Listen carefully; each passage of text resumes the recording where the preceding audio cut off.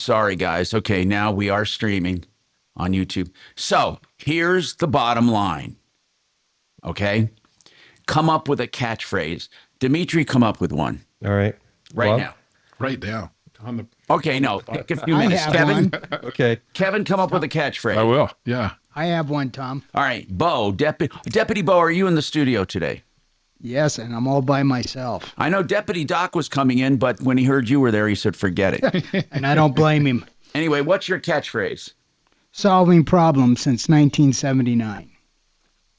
Yeah, I mean, that's kind of generic though, right? Maybe it is. Solving problems since 1979.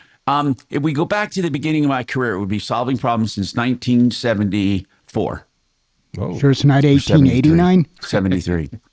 Anyway, I'm going to read the stream on YouTube, and I'm going to repeat it because they were off. So on YouTube, guys, I want to do the catchphrase, and I will do a helicopter tour as a prize.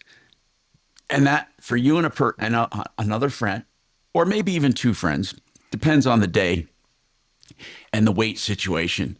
But I truly mean this. I would like people to come up with catchphrases that they think should be patented. Of course, we're going to do the normal stuff too.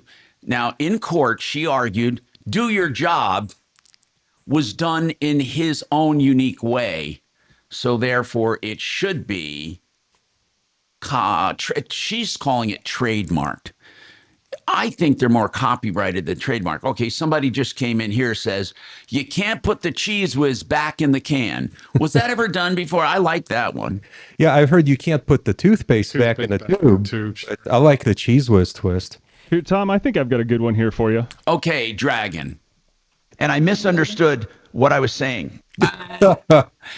Oh my God, I love that. I don't remember what I don't remember. Do you remember the context of that call? I love it. I really don't. You were trying to explain something and you just went off on the deep end. Yeah, I do that once in a while. If that one's not going to work, this one could. Blue Sky winning window cleaning. I know pretty well. He texts me a lot. He's texting me winning. Didn't Charlie Sheen try to get that done in Tiger's Blood? Oh, yeah. Charlie Sheen tried to make it big about, 15 years ago? Well, Charlie, by the way, Charlie Sheen, there's a Netflix documentary on him, which is pretty fascinating. He had a lot of accomplishments. I mean, he really did. Yeah. I mean, he was winning. And then he went nuts. And now he seems to be pretty normal. But what catchphrases were there any, by the way, trademarked by him? I think he tried to get some done. I think winning was one of them. Tom? Yes? What about the phrase, just do it? Is that, I know Nike uses that. No, I think they have that trademarked, I think. More than likely. But those are common words. I don't think they can be trademarked or copyrighted, even though Nike uses it. Couldn't I use that in my business? Now, okay, let me give you an example. I did get, I think, referral lists, and I did get Troubleshooter Tom Martino, but I don't believe I got, well, I know I got those, but I don't believe I got the Troubleshooter. Oh. I think that, I'm going to try to talk to my attorney and see if he's available. So what catchphrases did Charlie Sheen try to protect? I wonder, don't you remember he thought he was so, I don't know, under trademark laws, or is it trademark? I thought trademark was literally a mark. Anyway, did you know there's also audio logos? Now, everyone knows about an audio logo, right? If I give you an audio logo, would you be able to identify it? Oh, yeah, that should be easy. I mean, we're exposed to those many thousands of times. What about this one? Boom, boom. Oh, I didn't do it well. Was that from The Tonight Show? Boom, boom. No, not that song. Hold on. I'm going to try to get it on here, the sound. No, that's not it. Okay. I was trying to get that sound that Netflix does at the beginning. Oh, that's an audio logo. Mm-hmm. Oh, I wouldn't know. I don't have Netflix. Or HBO has one. Oh, yeah. There's sounds at the beginning. Absolutely. Apple has one. Absolutely. The Windows startup sound. And do you know the Windows startup sound? Do you know what it's called? Susumi. Did That's you know what it's called? Yes. Why? The startup sound. I'll tell you why. Uh-huh. Does anyone know why the Windows sound up is called Susumi? Okay, I'm going to let you research it while we take a break. Meanwhile, I will take your problems, questions, complaints. So Kathleen has one about a possible scam. Let's get started on that one first before I go to a break here. And when I say a break, it's really not a break. We're telling you about important stuff even during our breaks. So Kathleen, what is going on? Where is this possible scam? Kathleen. We have a home phone hooked up for 50 plus years. We are every single day getting 4 to 6 scammer calls for a variety of stuff. And then is it recent? You said you'd had it 50 years. Is this recent? In the last maybe 4, 5, 6 months, yes. Okay, and what do they want? Are they all the same, or are they different companies? They're different companies. And what do they want from you?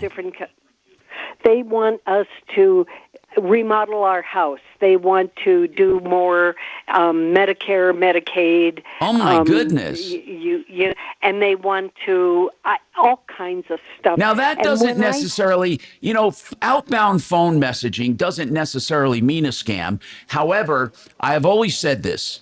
Listen carefully for everyone. If you take the universe, all of the calls, the universe of people who are ripped off, that universe has a higher number of people who were solicited by phone or email than not. In other words, the chances are larger, the chances are more that you will be ripped off if you're solicited than if you if you are proactive.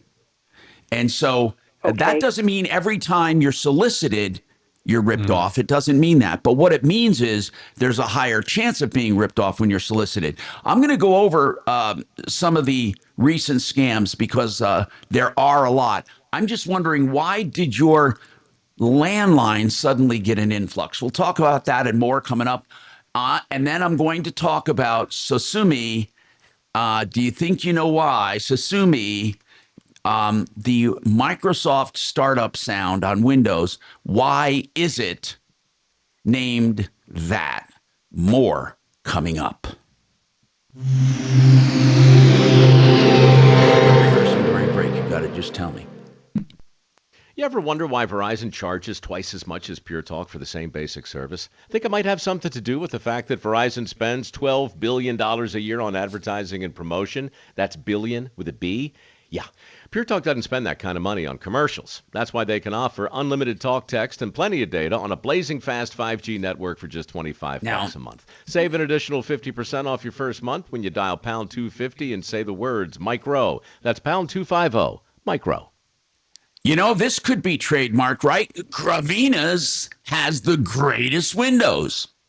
And nobody beats Gravina's. Nobody. I'm trying to imitate Larry, the owner, who started with his dad 65 years or so ago and then went off on his own on 950 West Evans. His son Nick is now in charge. These are great people. They have the heritage that most people just dream of. And the reason they say Gravina's has the greatest windows is because they have 50 lines of windows. 50. You go to a place that has one, what are they going to tell you? One. With Gravina, they'll pick the right one for you. They also have, of course, siding and doors. 303 Gravina, Gravina, 303 Gravina, or gravinas.com. It's all yours, Kelly. Kelly. Hey, Kev, are you there? Yeah. So, did you look at a dude's car named Ben Barros? Wait. Did Kevin? Oh, yeah, I saw that email about Kevin, about this. Kevin, do you recall, hold on, I think I have a text on it, or an email. Somebody, they're not blaming him, they just want to know, he checked it out, I think. Do you remember it? I don't know. Hold on. I know we have so many, hold on, that we do with you. Let me get this. I think I have the email, I can explain it to him, Kelly. Hold on. Okay, here it is. Yeah, you remember that guy that one time? Yeah, that one time. Yeah. I'm running You into had a his car. roadblock on my last case before leaving town. This is Deputy Chopper. After the caller took a Subaru to Sheridan Auto, Subaru. Yeah, I know which one it is. I really don't know how bad the case is. I guess you were looking it over Yep, because yep. he had some work done. Okay, Yep. so we'll talk about Sure. it. All right, so I do have that Kelly Welly. Okay. You know, I want to know why my kid has not gotten me my login for his college grades and stuff. You see, because he's 18, I'm not allowed to just go in it without his permission. And so far, the little bastard hasn't got me my login. He just hadn't gotten Very around to it. easy. You just override them. Cut off the funding, Yep. and they'll give you anything. Yeah. Cancel his credit card. Yeah, Yeah. just pause it. Yep. That's the only way I know what he's doing, by what he charges. Sure. Oh, well, that's important. Why can't I Kevin, Trip I to can't Vegas. believe this, but it's true. Very seldom do you notice service when you have it done. You just drive away. Yep. My daughter says she noticeably, her car feels better now. Oh yeah. No, it had to. It was a little rough. So what was it the front? Front end, the tie rods on one side were wasted. Front tires were wasted. I mean, cord showing through. Where do you get tires? Do you do them? Are you Yeah. a dealer? Oh, yeah. Okay. Yeah, we have 4 or 5 different places we can get them. And we just basically matched the one in the back, so we kept a good set. Remember, I'm talking out of sheer ignorance, not complaining. So what is a load test? Well, a load test will put amperage on the battery to see if it's able to And maintain. could a bad battery be the reason she couldn't get started, even if was the alternator working fine? Yes, everything Okay, was. good. All right, then I didn't have to spend money. Nope. I guess. Yeah, I mean, so far, like I said, we were kind of. I don't like to see no problems, when we do draw was it- test. Yeah. So we did it a second time, the next morning. Was this car? Could you tell this car was abused? Be honest. Is it mechanically okay after the repair? Mechanically, it's fine. It was a little behind on some things, yeah. And we did clean it up a little bit too. Just reminded my own kid with that. Every time I get my kid's car to work on, I pull it next to the literally dumpster first. G and A or G and A? But had she had that in anywhere for there's service no oil either changes, or. anything recently? Okay, Gary. What's that? That her car has it been in? Because they should have noticed the tires and front end. It's not been anywhere. Okay. Okay. I couldn't get her to go anywhere. I had to. Love that you called.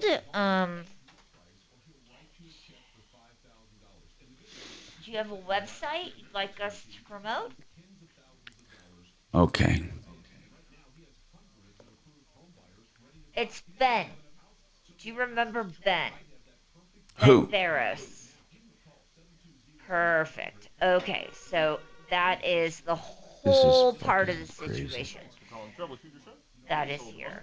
So I am feeling a little All right, Gary, fatigued thank from you the so much for, radiation. for calling I in. imagine. Really appreciate the fact that you did that. But he said he can't notice any And difference I from just me. wanna make That I look sure feel pretty good. Look pretty good. GNA. I noticed zero difference, and I was Good. working pretty hard. Thank you, man, because I almost thought I was going to have you do the show for the second half Where are you yesterday. located?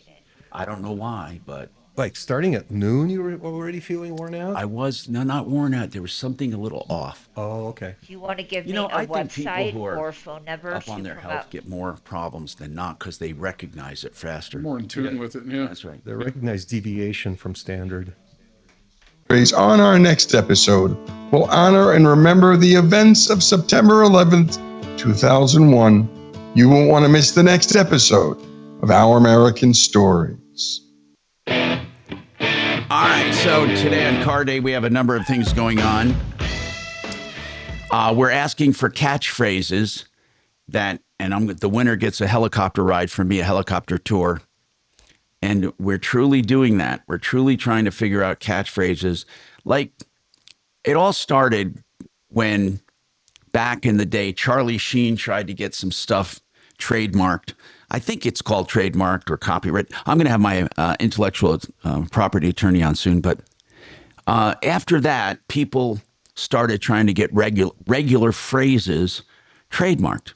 So I'm going to go over these, and then I'm going to ask people to come up with catchphrases. But I do want to take callers because I promise you that callers take priority. So Ben, and by the way, that woman that was calling hung up, I guess. So people, if you just wait a few minutes, for goodness sakes, we will take your call. One thing I've noticed is that we don't have a lot of patience. Now, Chopper's not available, but we can still talk about the issues. So Ben first. Ben, what's going on with you? Is Ben there? Hold him up. Hey, Ben, you had engine problems in your '09 Subaru, 123,000 miles. It's a Subaru Forester. It needs a head gasket, you were told, and you paid $950, and there was a balance due. Okay. Then you said you had problems with it. Two other mechanics say the head gasket is still leaking, and the mechanic who originally did it, J and R, they say did it wrong and basically damaged your engine. Now, obviously, an engine with 123,000 miles on it, even if he did ruin your engine, you're not going to get a new engine. You're going to get let me explain this. If your engine has 123,000 miles, you'll get an engine. If he was totally at fault, you would get an engine comparable to the one you lost. But Ben, do you have anything to add to the story before I continue with Kevin Calkin? Because I believe you took it over to Kevin to get an opinion here. So tell me what's going on, sir. Yeah, so he found some issues with the vehicle where there was some leaking, and it needs some parts that need to be replaced. Who's he, Gary? I mean, Kevin. excuse me. Who's he, Ben? Who? Kevin. Okay, so Kevin, let's just go to you then. So we wanted to know, basically, did Ben get ripped off on this job? What is the status of this Subaru? Did he ruin the engine? What did you find, Kev? Hold on, let me turn your mic and go ahead, sir. I didn't see any issues with the engine. No. I mean, the guy did do a head gasket. Is it a little edgy? You know, a few little things maybe. I mean, nothing major. He does have a leak from an oil cooler. It's different than the head gasket. Different than the head gasket, which they told him he's got to be careful driving, obviously, because it's leaking. So he still has one more leak. He has a leak there, and the radiator probably should be replaced. It's starting to show signs. But these are not caused by the previous shop. No. And I don't know that he needed a head gasket before. That's right. We understand that. Right, sure. He needed a head gasket. Maybe the oil was always coming from this. Sure. This oil transmission oil cooler. Yeah. Yep. So Ben, it looks like GNR did not rip you off. They did a head gasket. Now, whether you needed it or not is another story. But Kevin says right now the problems you're having, they don't have anything to do with what that other guy did. Okay. I mean, I know you want to find a bad guy, but, you know, you got 123,000 miles. Maybe you just have Kevin do those repairs. Okay, so I will have Kevin do the repairs because he's more trustworthy to me. I love him. But I just I had want to two family cars done by him just last week. Yeah. Mm-hmm. Yeah. So go ahead. Yeah, what were you going to say, Ben? So what were you hoping we would do? Were you thinking this previous guy is the one that did this damage? So when I took it to Subaru Pros and to the Subaru dealer, they told me a lot of connections were not connected back into the car. It could be minor stuff that was done, but not done. But the main problems you're having are not from the head gasket repair. So, okay. And like I said, Kevin had said he wasn't sure if that's what it was, but I still trust him. And no, Kevin did not say that. No, I said I wasn't sure if it absolutely needed a head gasket. That's right. Yeah, that's right.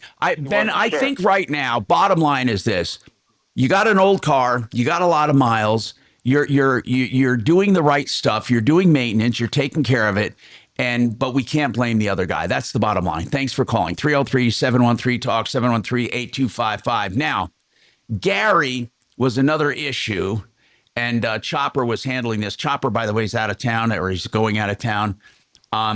So let's talk about this one.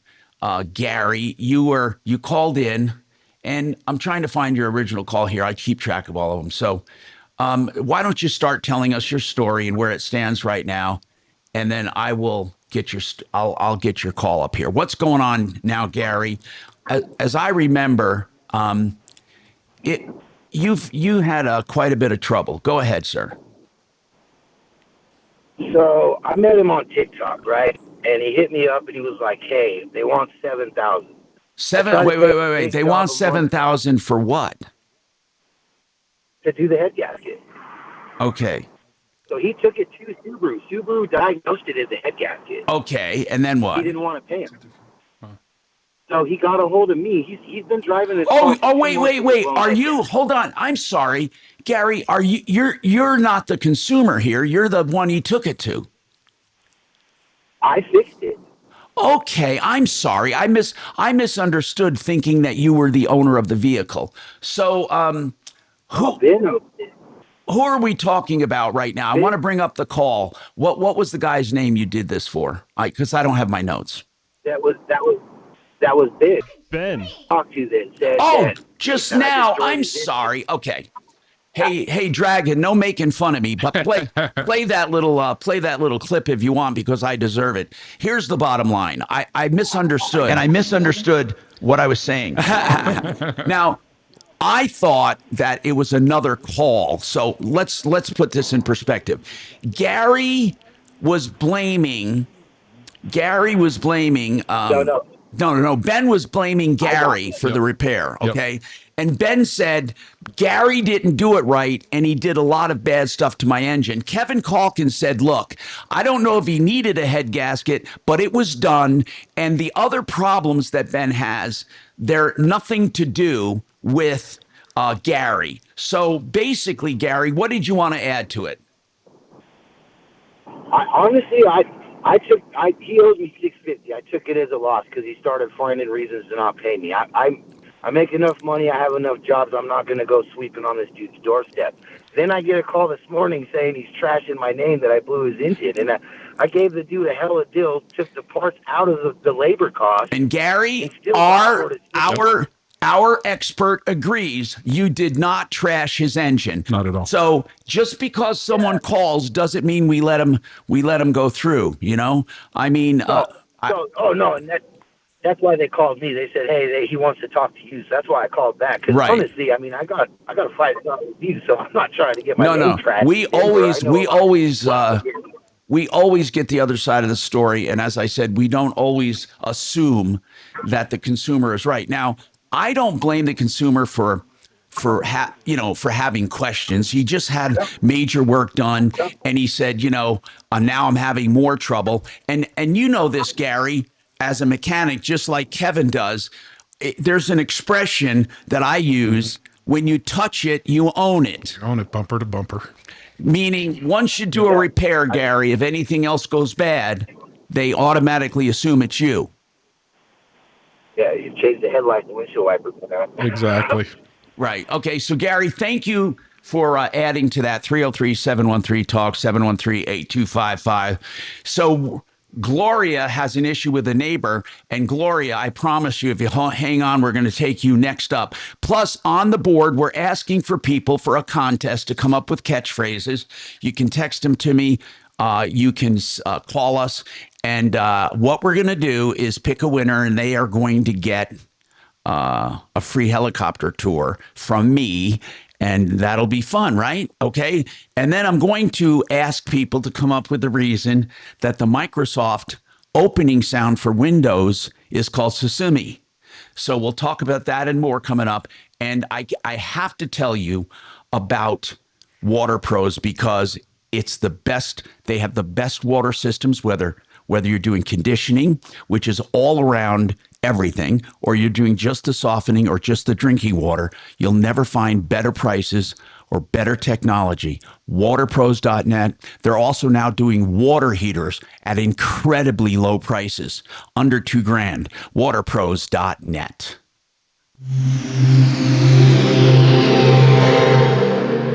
I got that. I was so confused. This is Denver's talk station with Michael Brown in the morning and Dan Kaplis in the afternoon. 630 KHOW, Denver.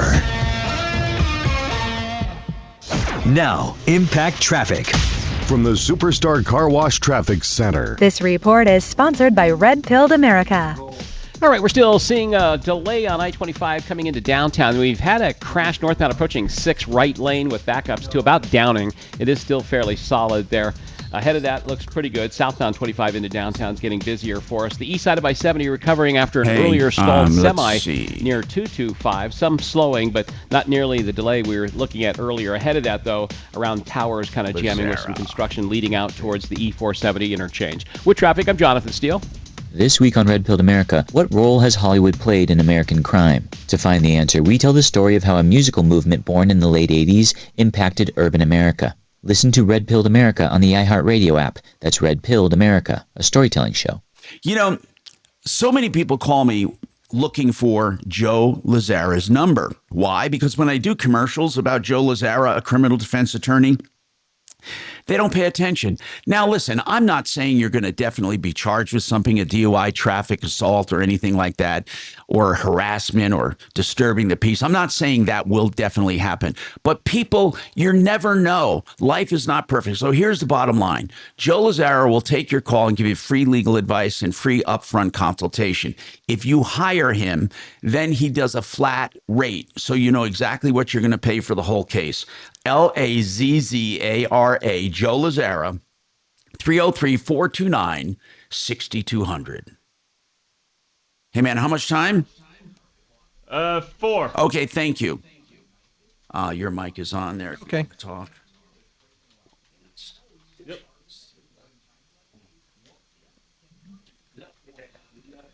Bo, can you hear me? Hey, how's it going there, Dimitri? Hey, good. Just wanted to give you a heads up. Talk to you. Thanks. So next Saturday, as in a week from tomorrow, is going to be Steel Challenge over at CRC. And I hope you'll be able to join us. Is that where I went last time? Yep, CRC. Okay.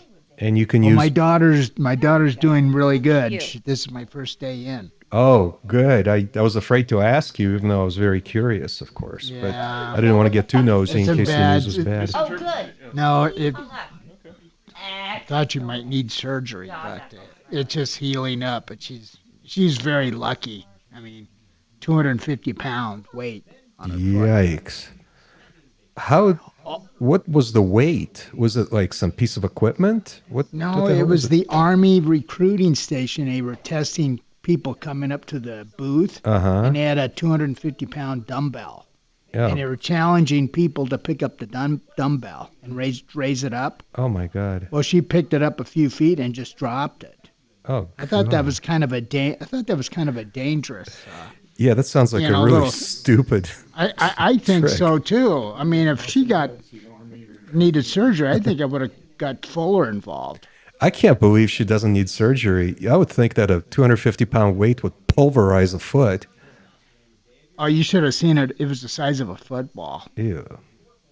All right. Well, let's talk about less gross things. So also, your package, I think, got ordered the other day. Oh, thank you, Bo. That is very thoughtful for you. Of you. Thanks a lot. Yeah, the guy was a pain in the ass. I'll bet. On GB, but they're being shipped to Oklahoma as we speak, so we'll get that figured out. That's awesome, dude. Thanks so much. Because I wanna shoot that. Carbine again. That was fun. Yeah, that was especially at those red dot sights. I mean, it made me shoot good. It feels like cheating, huh? It is. I think it is cheating. I mean, they hit every one. You didn't miss a single. Because you stop sighting when you see that. Yeah. You kind of move it away. It's easy to get sloppy. Yeah. It's easy to forget the fundamentals. But Bo did great. He came to my Steel Challenge match a couple of weeks ago and shot a stage a few times with my carbine and didn't miss a single time his first time out. And Bo, you had decent times too. You were like in the 6 to 8 second range. Yeah. So consider getting it on your calendar now. The invitation won't come out until midweek. Okay, and then I'll make a note of it. Yeah, and then I'll forward you the invitation, and you can register online. Okay. But you may as well get it on the calendar. Okay. So, and the weather will be perfect because, the 90-degree days are over. Yes, thank God. And the 30-degree days aren't here yet. So we're in that very comfortable period. Season, they call it. Tom keeps calling it the shoulder seasons for a reason I don't understand. They call No, I've heard that before. Shoulder season? Yeah, I've never heard that before. Bad shoulder season? No, I he don't just know why they call it shoulder. You were in the business because it's neither head nor body. I don't know. Yeah. Oh, interesting. I never heard that before in my life. Is that another slogan? You've never heard the shoulder season? Tom, I've never heard that in my life. Yeah. Everyone uses it that I know in the business, with the exception of none. In fact, every one that I have as a sponsor said, oh, we're in the shoulder season. We need to do a special. Oh. I call it the season where you can take a little breather. Yeah. Okay. Okay. I don't understand what I just said. Yeah, I understand. I believe it. So you're okay. That'll live with me forever. Yeah, I can't go number 2 anymore. Why am I'm getting all of these calls all of a sudden about an IRS tax debt, which I don't have. But why me all of a sudden? And it's like they're saying, oh, your recent IRS, blah, blah, blah. Sure. Because people react to that. Like, oh my God. Yeah. I mean, but if I don't have one, They're I'm going not off the gonna hire deep them. end, and they can't swim. Go ahead, lose your mind. Well, I've officially lost my marbles. You'll get it back God help us all. with Denver's Talk Station, 630 KHOW. I'm Tom Martino, your troubleshooter. Go ahead, make my day. Go ahead, make my day. I don't know if that's trademarked or copyrighted, but that was in the movie. What about Show Me the Money? That was a great one. So I'll be back. I'll be back. Classic. So are these are slogans, but can you actually trademark or copyright them? Again, I don't know if it's a trademark or a copyright, but a lot of people are trying to get their own slogans protected, and we'll talk about that coming up. Well, what are they protecting it from? Well, from other people using it without permission. Okay. Or they want to monetize it. Monetize it. Okay. So anyway, I want to talk to Gloria. Gloria, welcome to the show. What is going on, Gloria? Well, my neighbor behind me, he built this humongous big old garage, and it's really close to my fence. So now when I go outside in my backyard, I'm looking at this big old wall. Now, of course, you understand that there are covenants, building codes, and all these other things that dictate or that control this. So do you think it violates any law, regulation, or covenant? Well, that's where I'm stuck. I don't know what direction to go to and start trying to see if he built. Well, okay. Let's start here. When did he build it? He's building it right now. Okay. And you're thinking, oh my goodness, this sucks. This is going to block everything. Now, do you notice on site anywhere, is there a building permit? Do they have to display a building permit? Literally display it somewhere on the site. It's usually on a telephone pole or some kind of a post or in a window if it's improving a structure. Do you see a building permit? No, but not in his area. But I did go on Pikes Peak Regional, and it does show a building permit. Okay, but it doesn't show. The building permit shows less than what he's building. See, many times, I shouldn't say many, but there are times when people, they lie on the building permit just to get a permit, and they know that the building department might be a little lax, and they try to fudge it and get a bigger building or more density or something else. You also, I want to ask something else, Gloria. Do you live in a subdivision with an HOA? No. Okay.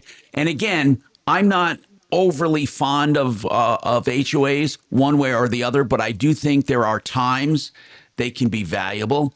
So right now, are you in an unincorporated area of that county? Pikes, what county is it? My county is El Paso County. So, are you in unincorporated El Paso County?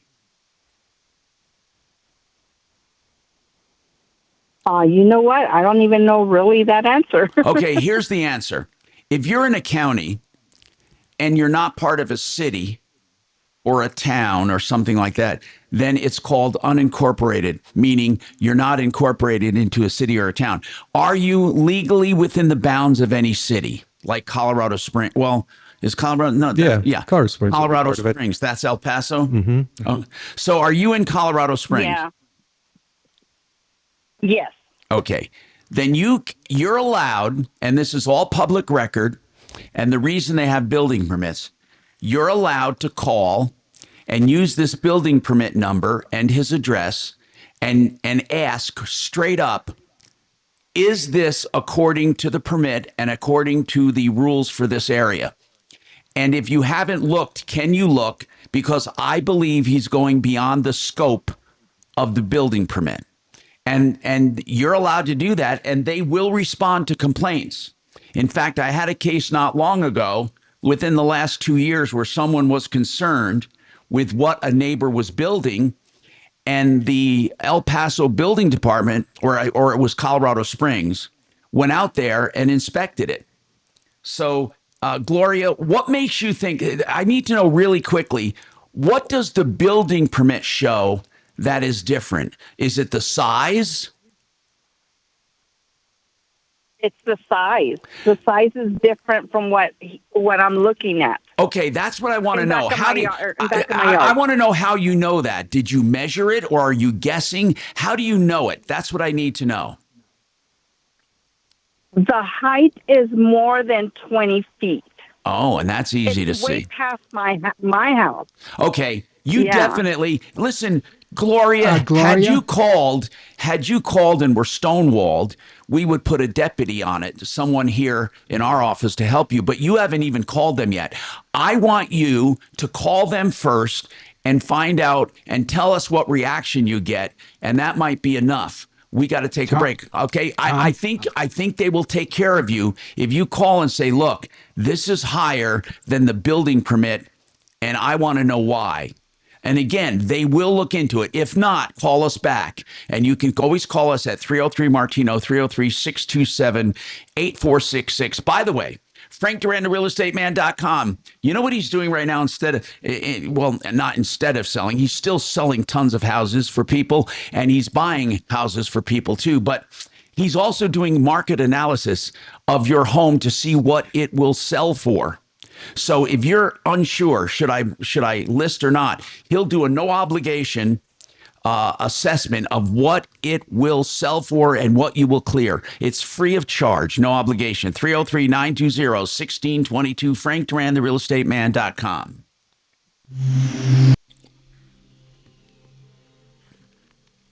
No breaks, baby. I don't understand what I just said. True.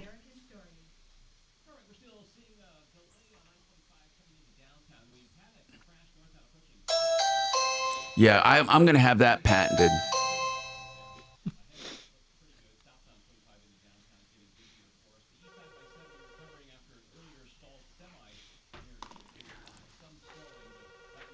I want to hear. Good morning, Tom Martino Show. How can I help you?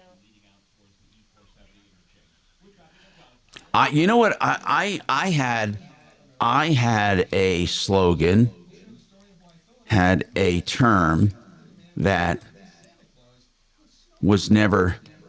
I invented a term. So you're Gloria's neighbor? I invented a term that was never used before me. What's your first name? And you know what it was? And you have Perceptionomics. And what is your phone number, sir? Perceptionomics. Perceptionomics. Let me go and get on my new name here. My own name. Okay, Perceptionomics.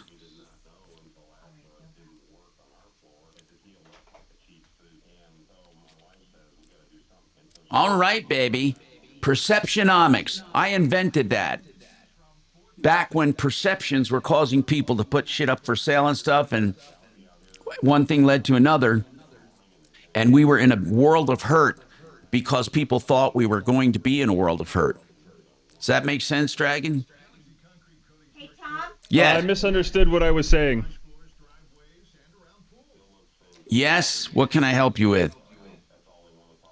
I've got the neighbor on that's Gloria's neighbor. How did you get that?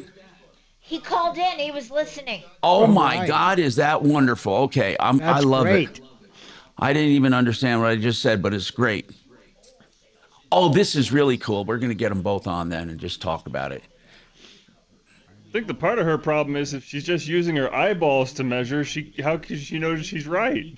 You know, that's what I was getting at when I asked the question, but sometimes... It looks like it's too tall. Well, did you measure it? No, it just looks like it's too tall. He just told me that everything was spec'd by the county and the city. Good. We'll just talk to him about But it. it's big. Well, yeah. Hey, is it true that Utah has the death penalty and they use a firing squad?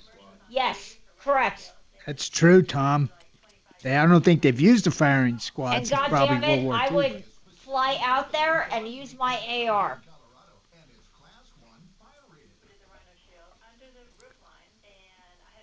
Wouldn't it be something? Do you guys think the father that turned him in could get the $100,000 reward? I don't know, actually. You know, that's Because a good question. law enforcement didn't crack the case. The father turned him in. Right. You're absolutely right. Every story. Whoa. Hold on.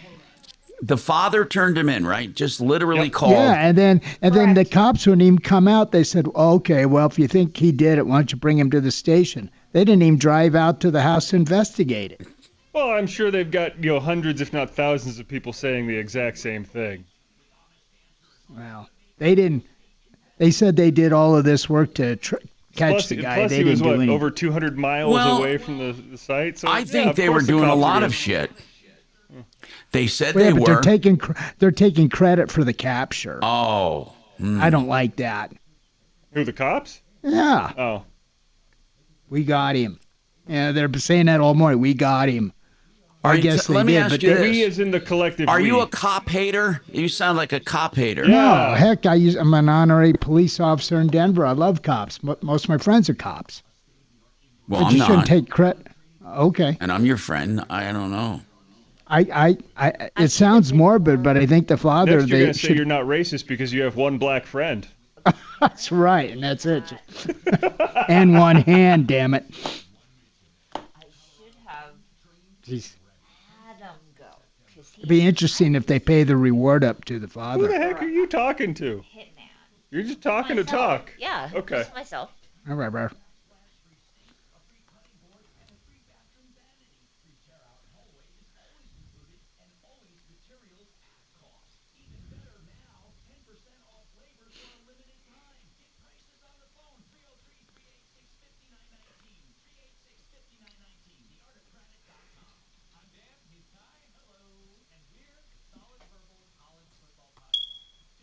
Hey, stop that, you bastard.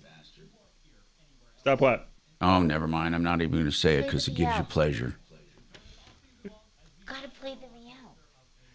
Where's Princess? Yeah, Yeah, play the meow into the microphone a little bit more. With the boys.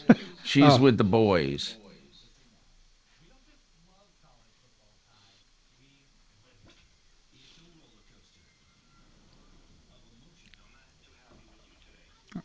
I thought Princess was at Sheridan Auto Tech getting an oil change.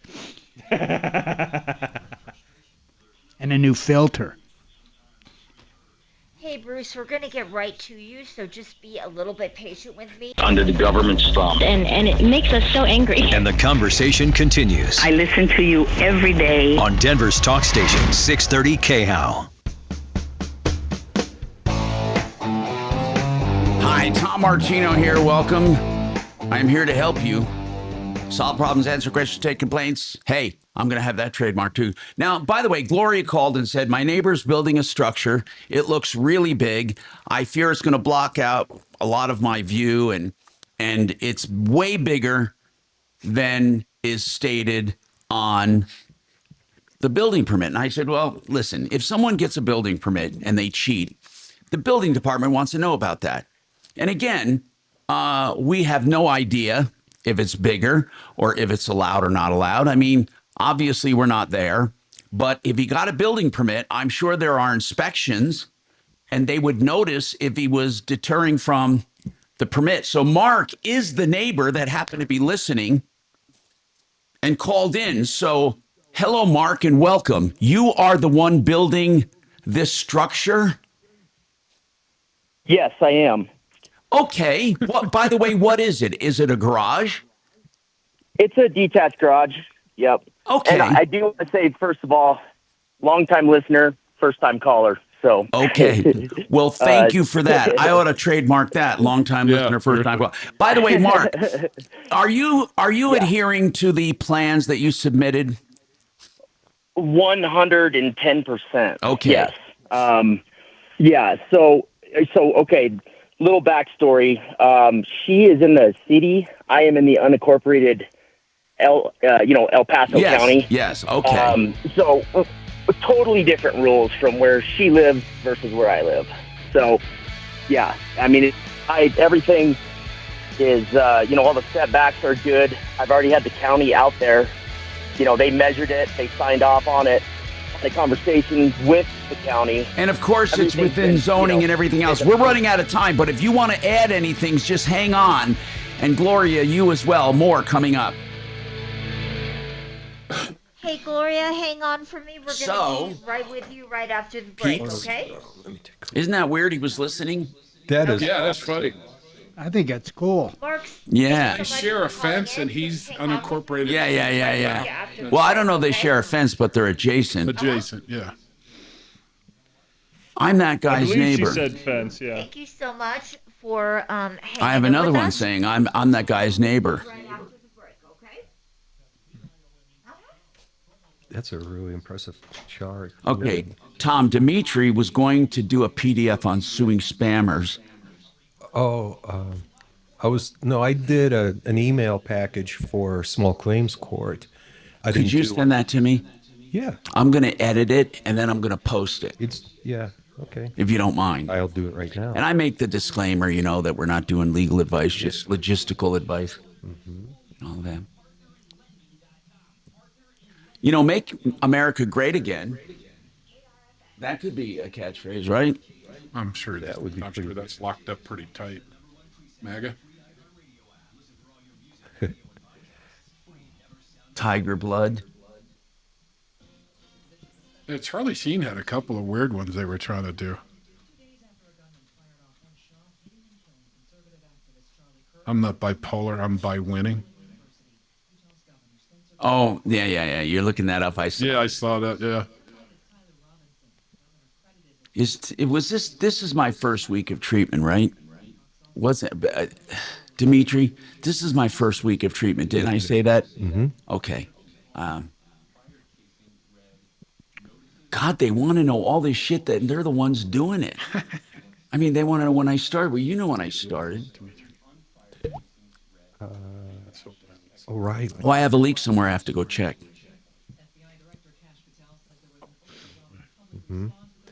Yeah, I was just looking at the AutoZone one, and it's fantastic. Jeez. This 1 year chart, 5 year chart, and all-time chart. They all look the same. Yeah, there's very little. Let me ask you something, Dragon. Do you just have like a list of irritating sounds, for God's sakes? God damn. Golly. O'Reilly's is basically the same, just like a little brother. It's not quite as aggressive. So, is this because cars are getting older and older and older? Absolutely, the DIY stuff is exploding. But not only that, but you buy parts from all of these vendors, right? Yep. They do commercial also, not just DIYs. I said O'Reilly's. Hey, Kevin. So that's why can you hear me? Kevin, Bo is talking to you. Oh, sorry. Hey, Bo. Hey, I got that second headlight in. Okay. So I hope the hell this one works. So can I drop the? Did you shake the it? Make Arcadia sure you don't off have Sunday any night? noises. What's that? Did you shake it? I'm gonna go over and take those bottle caps off and go in there and double, triple check everything. Good. Yeah. Can I bring it anytime? Sunday night? Drop it off. Sure. I just can't believe they make me check. All right, Kevin. Thanks. I'll be glad to be done with this project. Yeah, it was a 6-month project for that one. Yeah, and the guy won't let me return that last headlight, so I'm having trouble. Yeah, just complain on eBay. They have. By the way, I don't know Charlie Kirk. I didn't follow him. Did he call for shooting homosexuals? Absolutely. It's the opposite of that. His whole thing was to have discussions and have disagreements and have debate. He was all about. Is he a lot like Ben Shapiro? Young man? No, Ben Shapiro is kind of douchey. Yeah, similar but not arrogant. Similar, but not as arrogant. Very much so. The kids loved him on the college campuses. He has huge crowds. Oh, he was beloved. Strong Christian, strong family morals, strong values. My kid actually And listens just to his debate. podcast. I mean, take the arguments and work with them. Yeah, his trademark saying was, if you disagree with me, come to the front. Yep.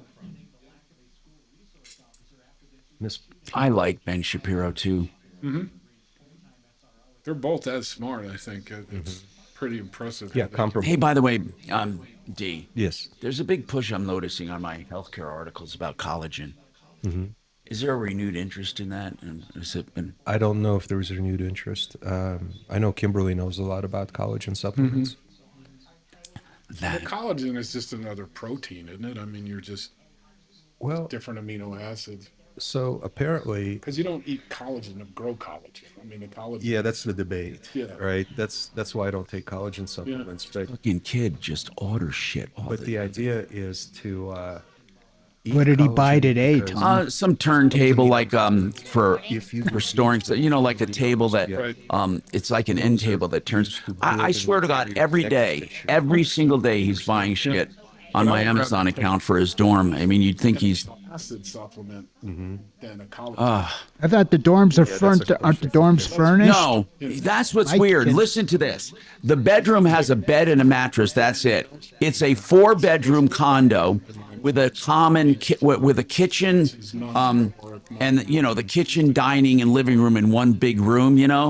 And nothing is furnished. Can you believe it? So every single every single year, these kids, I mean, it looked like moving trucks out the ass.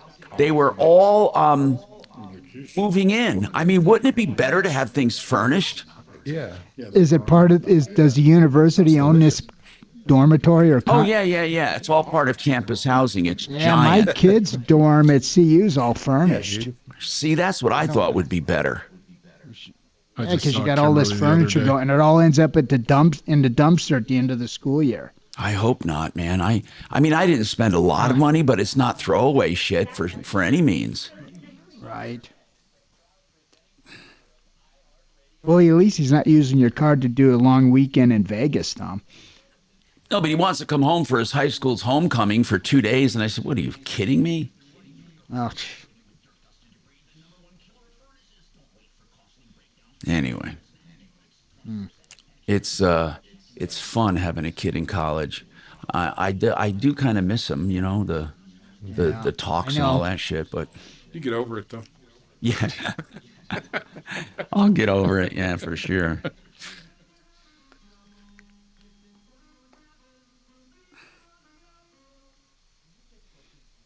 Infusion? Where the fuck am I having infusion done? Huh. Okay. I'm not having infusion done anymore. Got it. So, landlord tenant question. No problem there. And what is your first name? I will say that this place, UC Health, is so organized. Jesus, how they keep track of all this shit. That's cool. You feel right, well he'd always taken come on care and of. say, Show prep for the rest of the media. So no, it's part of my show prep to listen to each day. Wow. Yeah. The Situation with Michael Brown, mornings at 6. That is a good promo. On 630 KHOW.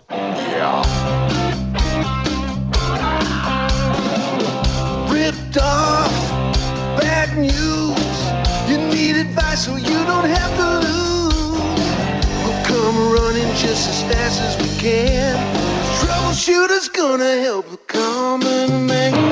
This is the Troubleshooter Show. Now, Tom Martino. Hello, I'm Tom Martino, and it is car day, so I want to remind you about insurance.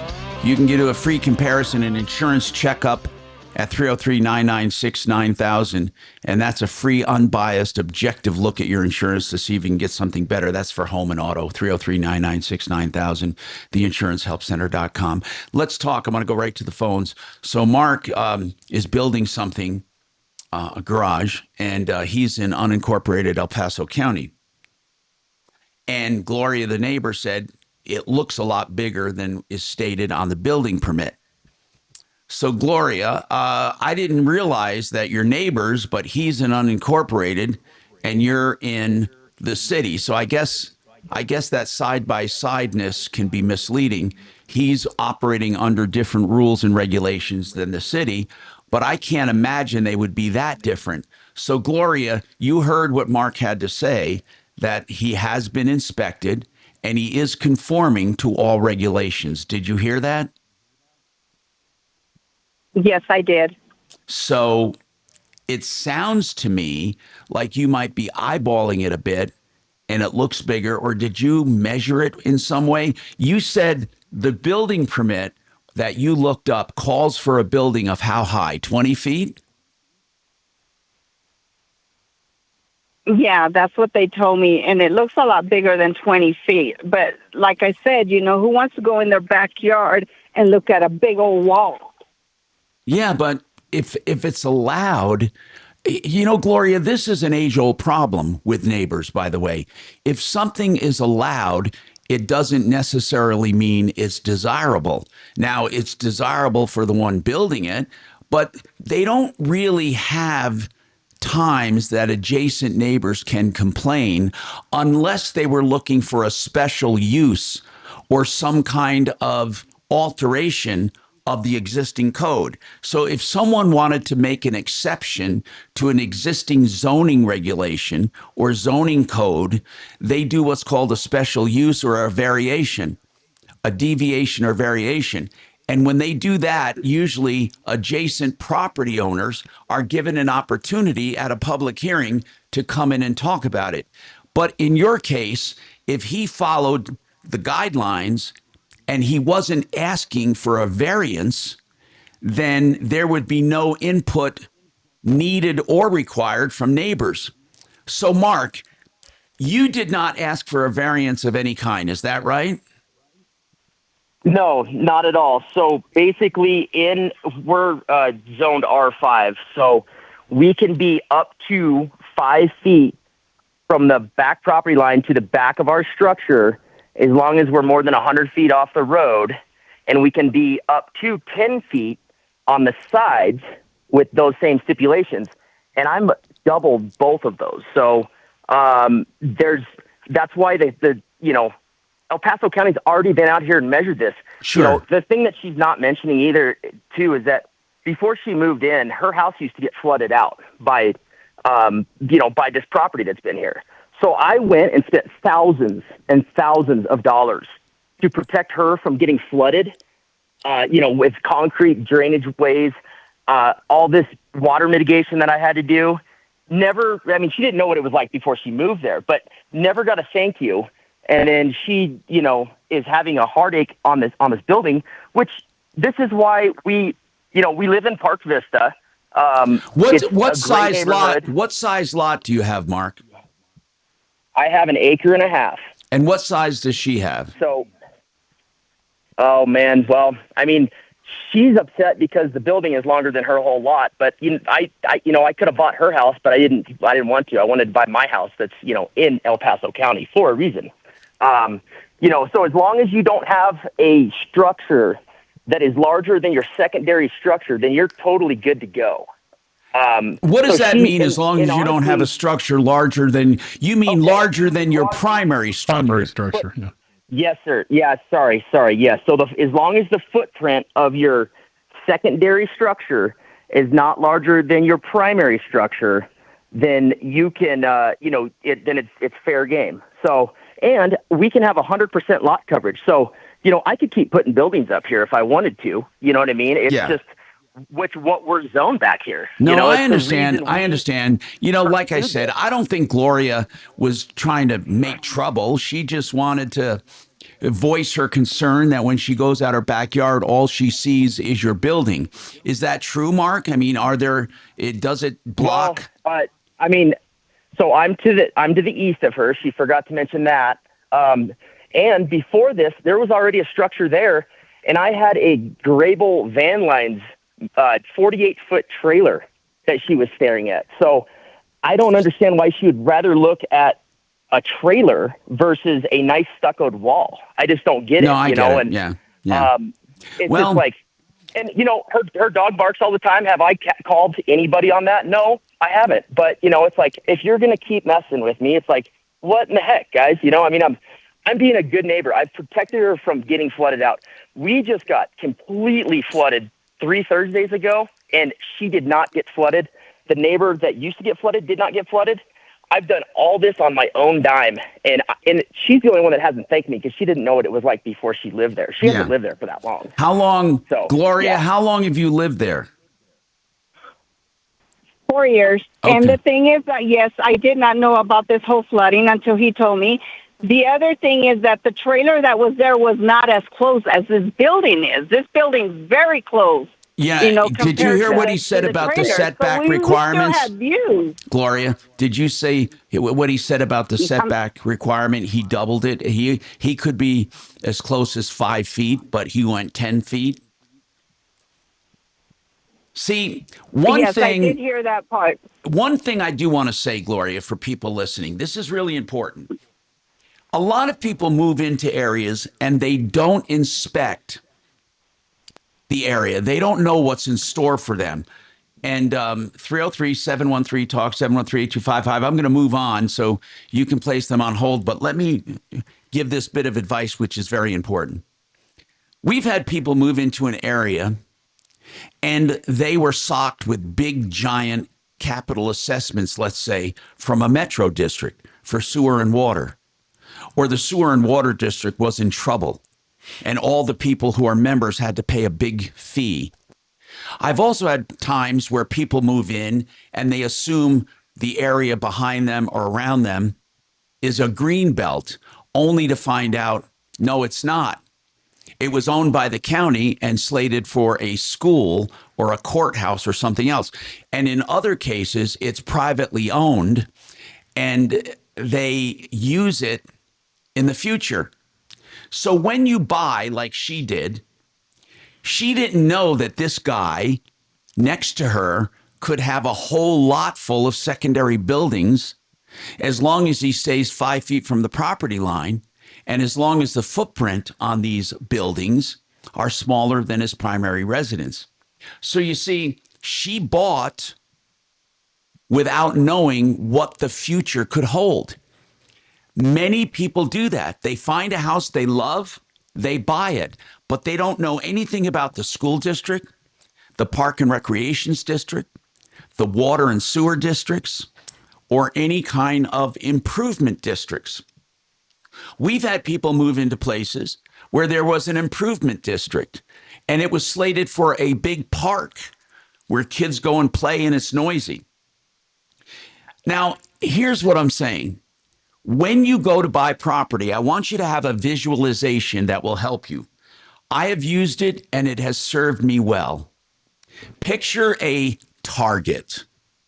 Now, when I say that, a target on a range, a rifle target, you have rings, and the rings get smaller until you get to the bullseye.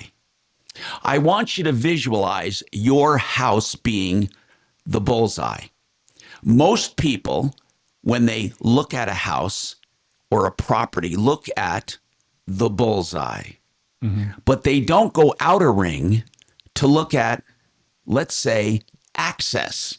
What do I mean by that? Well, they have access and that driveway's right there, but they didn't know that the county slated to widen the highway and that access will be moved to a side street that's on their property or that goes by their property. They don't know that because they didn't look outside of the bullseye. So here's what I do, and I suggest you do it. When I look at property, whether it be for investment or residential property, I look at a target and I start with the outermost ring. And then I move in to the bullseye. The outermost ring would be the whole area. What is it zoned? What will the future bring? Are there any vacant areas? Then I go to the next ring. And by the way, you can make the rings whatever you want. What the point I'm trying to make is you want to have a comprehensive look. So the outer ring, the area. The next ring, taxing districts of any kind. Parks and recreation, I said, utilities, education. Do you know there are things called school dedications that developers dedicate to the school, and the school can build schools on them?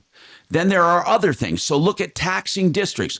Look at their financial health. Go to a meeting if necessary. This will affect you in the future. Taxing districts not only put levies on your taxes or increase taxes over years, but they can do capital assessments. Then after you look at taxing districts, look at the future of your surrounding properties. Is it a big farm? Are they allowed to build? How much are they allowed to build? Then look at access to your lot. Are they dirt roads or are they paved? Will the dirt roads someday be paved and will you have to pay for it? Or is it a private road maintained by the subdivision and you're not going to get the county to plow snow and all of that? And then you start moving inward. Utilities. And are there well, nowadays we don't care about phone lines, but data lines close by. Now with satellite, it may not matter to you, right? But you need to know about access. What about electrical lines? What about water and sewer? These things are really, really important because if you have to pay to have an electric line extended to you, that's on you. The same with water and sewer. Is there a district or is it a lot that has a septic or a well? And then once you do all of that, then you have to look at the bullseye. Is there a building table? Okay, there are setback requirements. In this case, it was 5 feet. Some setback requirements are 100 feet or 110 feet or 200 feet. That means you have to be 200 feet from borders to have a structure. So is there a building table where you can put the house you want? Or is the house too big for that table? Or is the table inundated with rock where it will be cost prohibitive to do a foundation and or a septic system if you had to? So do you see what I mean? Most people walk up, they look at curb appeal, they look at a house, and they look at present tense. That's what they look at, present tense. They do not look at the target. So make that a visualization of yours when you're looking at property, and it will save you a world of problems. I'm Tom Martino. There's more coming up. Yeah, how many people don't buy like that? Oh, sure. 99% of them. What do you mean I You can't build worked this hard on this for your property? 401k, Well, yeah. but if you've Yeah, left you your find out job, after they your buy it. money might be sitting in the wrong The hands. same, I'm like Jeff Jr. Deputy with D, I Trajan don't Wealth, presume and to, it's very to possible tell that you the stuff that you 401k that probably you have already had know, for but years has when hidden you're looking fees at your and cottage and limited stuff, there's a investment shitload to choices. consider. But if you're no longer with the like company, that zoning of nearby 401k may be at the properties, mercy that whole of your part. former employer. Man, All of these there's so things much. could be costing you thousands. take a Rolling very over wide your view. 401k into an IRA can Very provide wide better investment options that align with your long-term goals. At Trajan Wealth, we're fiduciary advisors that are held to a higher standard with no hidden agenda and no hidden fees. Don't let your retirement dollars sit in an old plan and don't roll it over to your new plan without consulting Trajan Wealth first. Call Trajan today at 720-405-3300. That's 720-405-3300. Advisory services are offered through Trajan Wealth, LLC, an SEC registered investment advisor. Hey, would you call a company called veryexpensivebaths.com or veryexpensivetitchens.com or we're expensive because we are.com? No, listen, discountbath.com. They named it for a reason. They are a discounted bath builder, and they can show you and prove it to you. That doesn't mean less quality.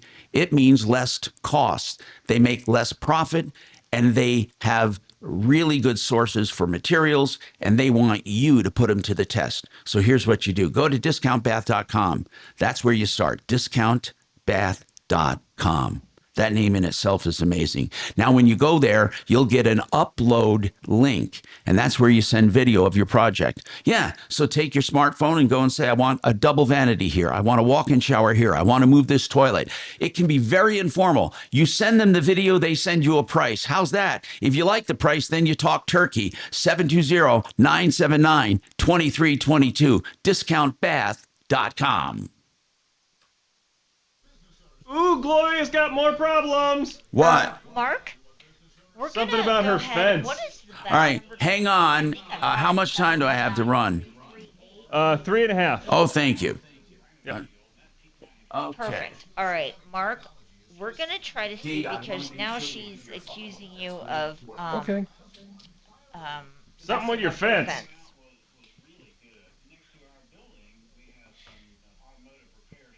Yeah, exactly. So I think at this point we need to escalate this to one of our deputies. No, so don't speak for Tom. I'm going to go ahead and just hang on for me, okay? Because we got other callers. I hear an escalation coming up. Hey, Bruce, we're going to get to you. I promise. It's car week, so we definitely want to hear about your 2005 Hyundai. Ooh, car week. So We want to hear about it all. We're going to get right to you, okay? Uh-huh. Hey, Ray, I still got you. You have a question on your tenants. We're going to get to that as soon as possible, so just be patient with me, okay? Hey, Dragon, are the bathrooms opened up? Okay. Yeah. I'm sorry to hear that. Just hang on. After the break. Just hang on for me. Oh, because I know if I don't, I'm gonna. Oh, I should be unplugging that for you, man. I'm sorry. That's very. I just kind of got distracted. Yeah. Yeah. Appreciate it. Take it for granted. Thank you. Yeah. Hey, Tom. What do you think of my auto part stocks? I think the performance of Pizza time. AutoZone is super impressive. It is super impressive. And the biggest thing about it, because I keep reading up on it, thinking they're going to split, but they're also talking about it's all consumers only 5% of their stock. These people have been holding. Oh, it's institutions. Oh, that's great. Hey, Tom. He stepped away for a second. Tom Kelly. Okay, called. Dimitri, Go ahead, Kelly. Oh, they're messing. Hey, what? Tom hasn't talked to him yet. Kelly. I'm back. Kelly Kelly. wants to escalate this before you hearing about it. What's that? Kelly wants to escalate this before you hear about it. Escalate. Hear about what? Exactly. So apparently Gloria has some other issues with Mark, but they really don't need to be on air. And we've got two people that have been on hold for a very long time. Who has been? So Bruce and Ray. Okay, why don't you tell the neighbor, Gloria, that I'll come back to her after these other calls. You really want to do that? Yeah, of course I do. This is a radio show.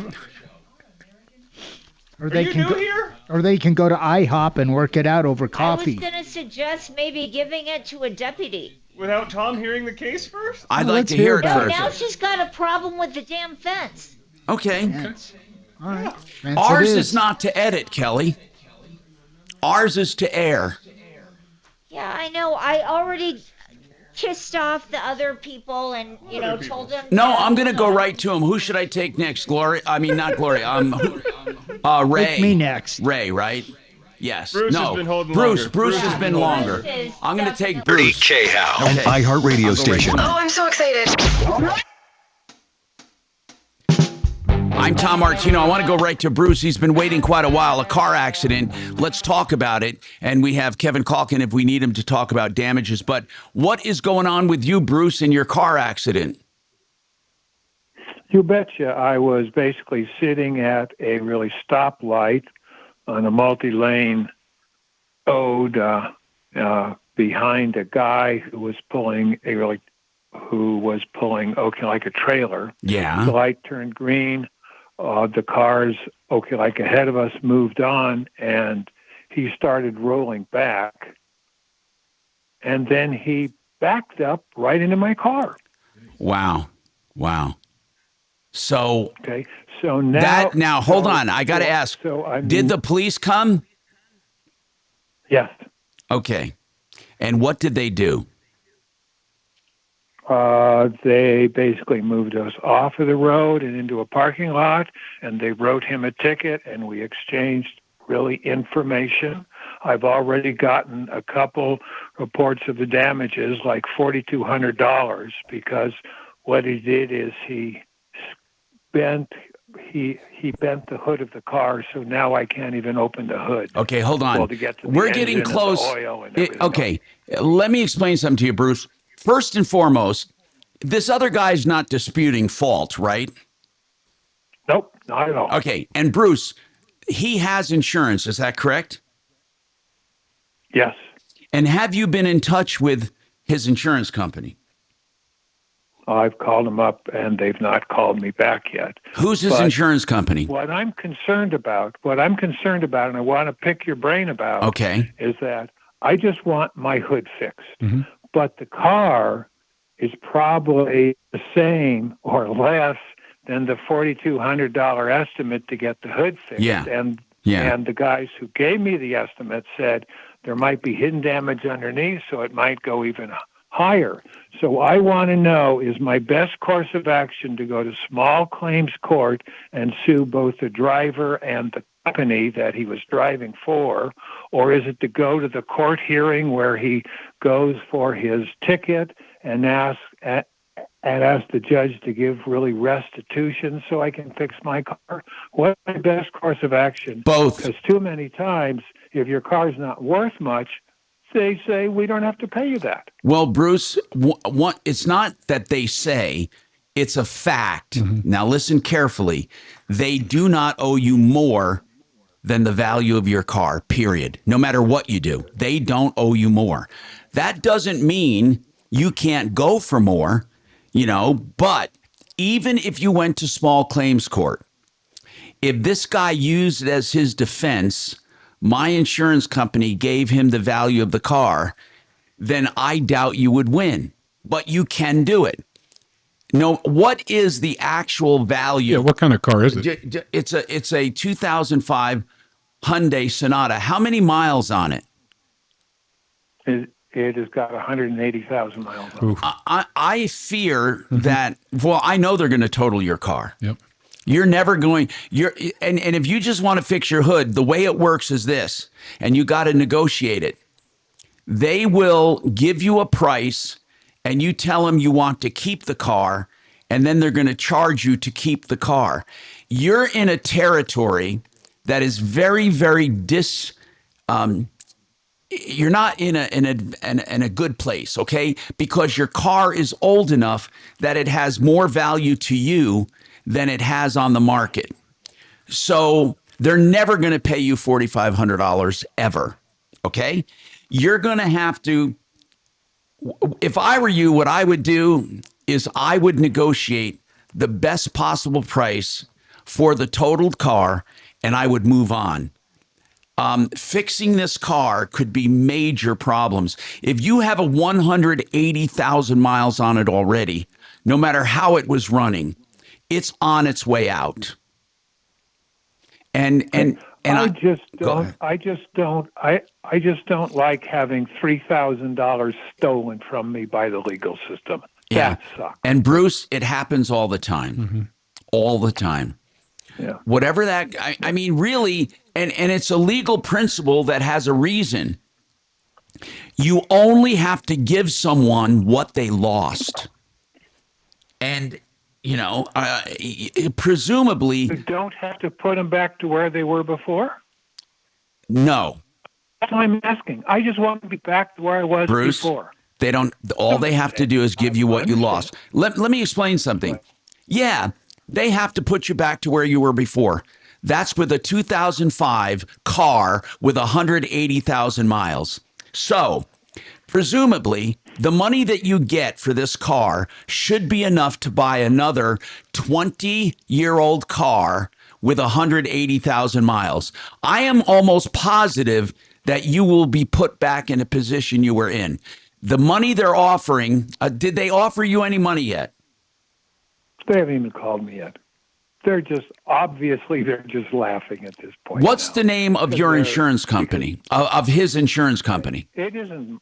No, I just wanted to pick your brain to see if there was any other alternative besides that. Yeah, And you can go to no, small claims court, but his insurance is not going to pay you more. And if he pays you more, it'll be a miracle, because normally you are capped at the value of what you lost. Now, you can add to that some sales tax and car rental fees while you're shopping and all of that. But you're not going to get, listen, Bruce, you asked a question and I answered it. You asked, don't they have to put me in a position I was in before the accident?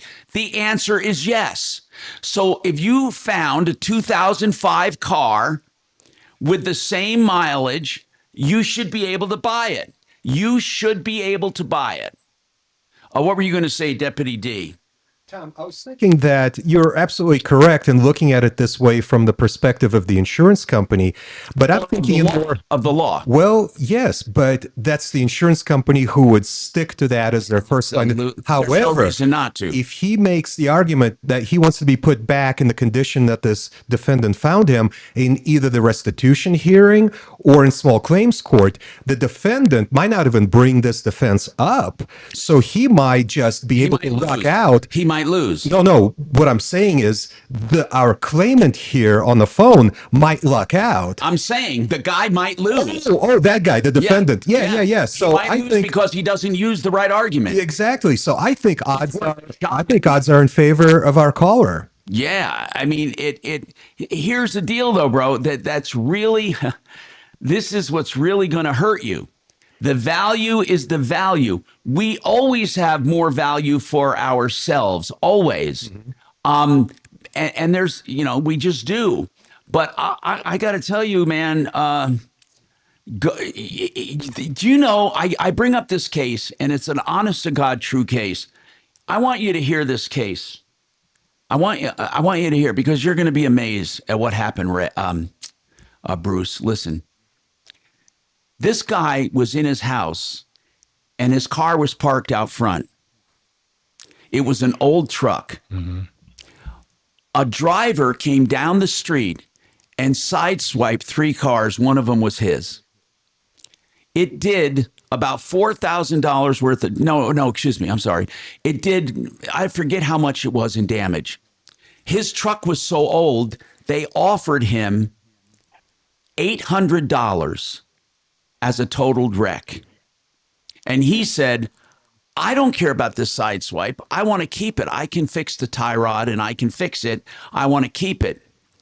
And I swear to God, they said to him, okay, we're going to give you $800. And if you want to buy the car back, because it's so old, it's going to be around $800. So here's what they were saying. I swear to you, this happened on this show. Of course. Here's what they said to him. We have good news. We just sideswiped your car and you get to keep it. Yep. Wow. He gets in those words? No, that's what I said. Oh, okay. Yeah. I made those words. But that's what happened. He was minding his own business. Yeah. And he got to keep his truck. Mm-hmm. I mean, that's how infuriating. ridiculous it gets with older vehicles. So I don't know what to tell you, Bruce. I mean, the law is what it is.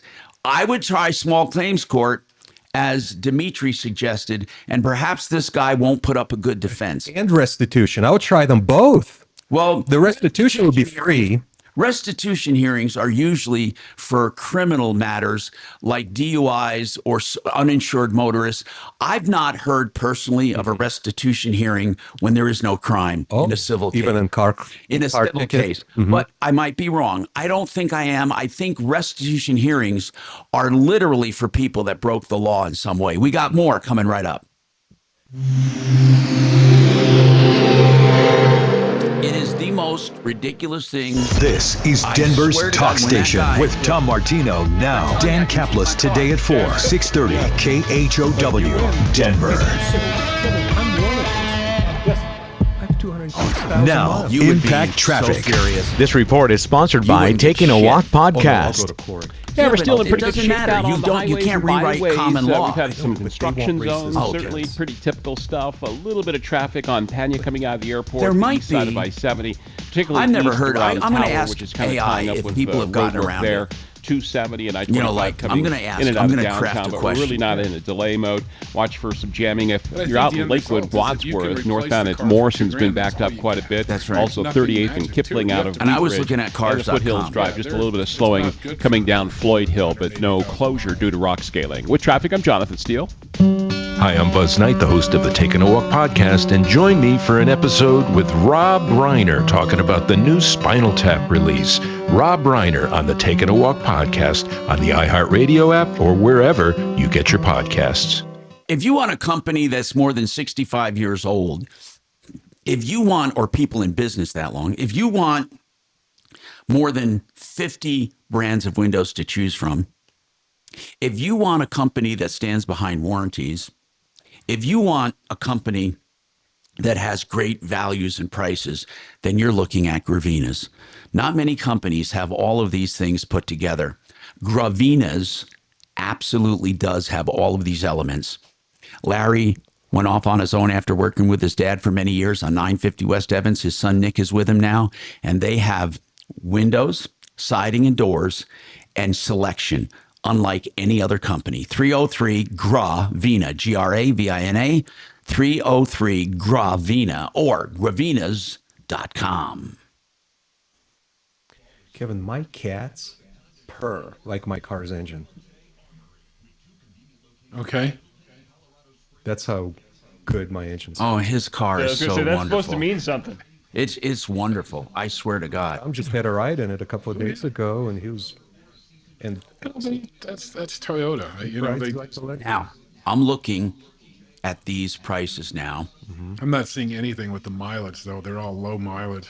Yep. he might have set a record. And what make was it? 05 Sonata. Hyundai Sonata. Yeah. Are you looking at the Yeah, I'm looking all over. There's nothing with that mileage with a price. on cars.com? Okay.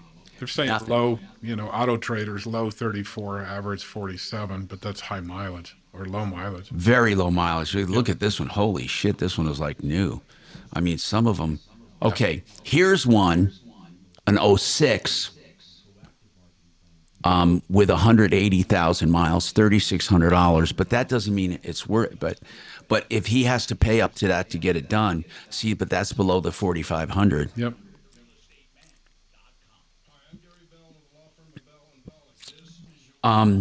Here's an 06 with 145,000 miles for $29.95. Yep. God, I know people like him.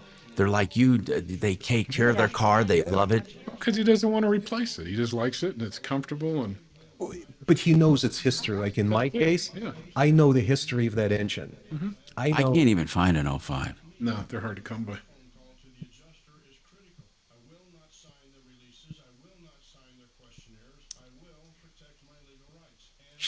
And then some slob comes along. I know. Robs me of my car. Yep, seriously. Why are there no 05s? Because they're dead. They've been recycled into. Yeah, but they have 06s. Not one. Oh, no, there is one 05. But that only has 35,000 miles. That's incredible. I don't even know if I believe that. Yeah, I wouldn't. But no, he's got a $4,000 car at the top end. Mm-hmm. You know.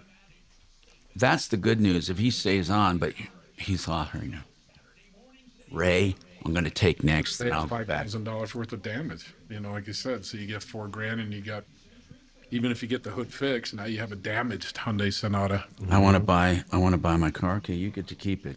Yep. Pay us $50 and you can have your car. We're square. Yeah. Would it help to call his insurance to get involved to try to speed things up? Because I had to do that once. He doesn't have what? What do you mean? His own His insurance? own insurance.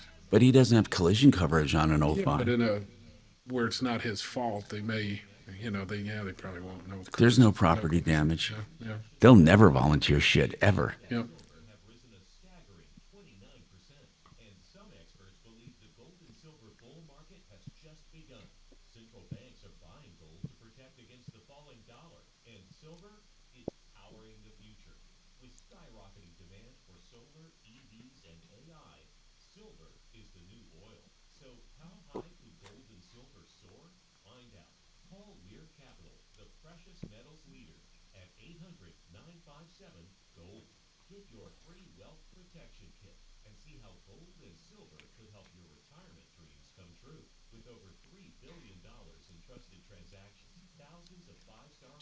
I just did that thing. You just. So thank you, Kevin.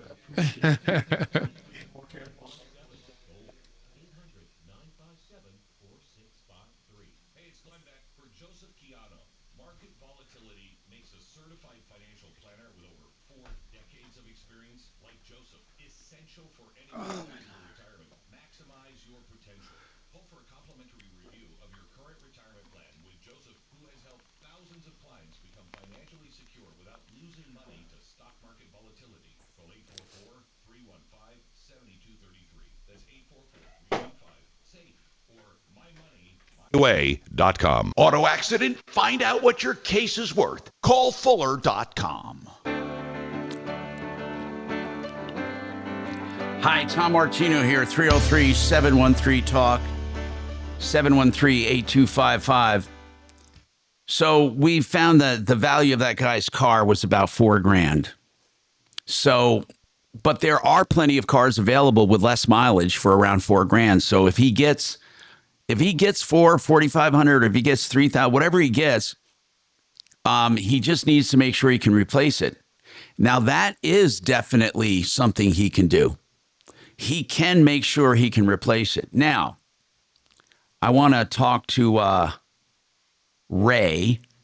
Ray, what is going on with you, Ray? Welcome to the show. What's happening? Hi, Ray. Excuse me. Hi, Tom. I am a landlord who just had a long-term tenant die in her unit, and the police came and do what they do, and the medical examiner came and whatever, and they removed her from the property. Her relatives came by and said, we want to have the apartment cleaned and whatever. And I said, fine. And they selected some. But hold on, Ray. Ray, I don't understand. Why did they say we want to have the apartment cleaned? Is anyone else living there? Not in that unit. No. Then why did they volunteer to have it cleaned? I'm just curious more than anything.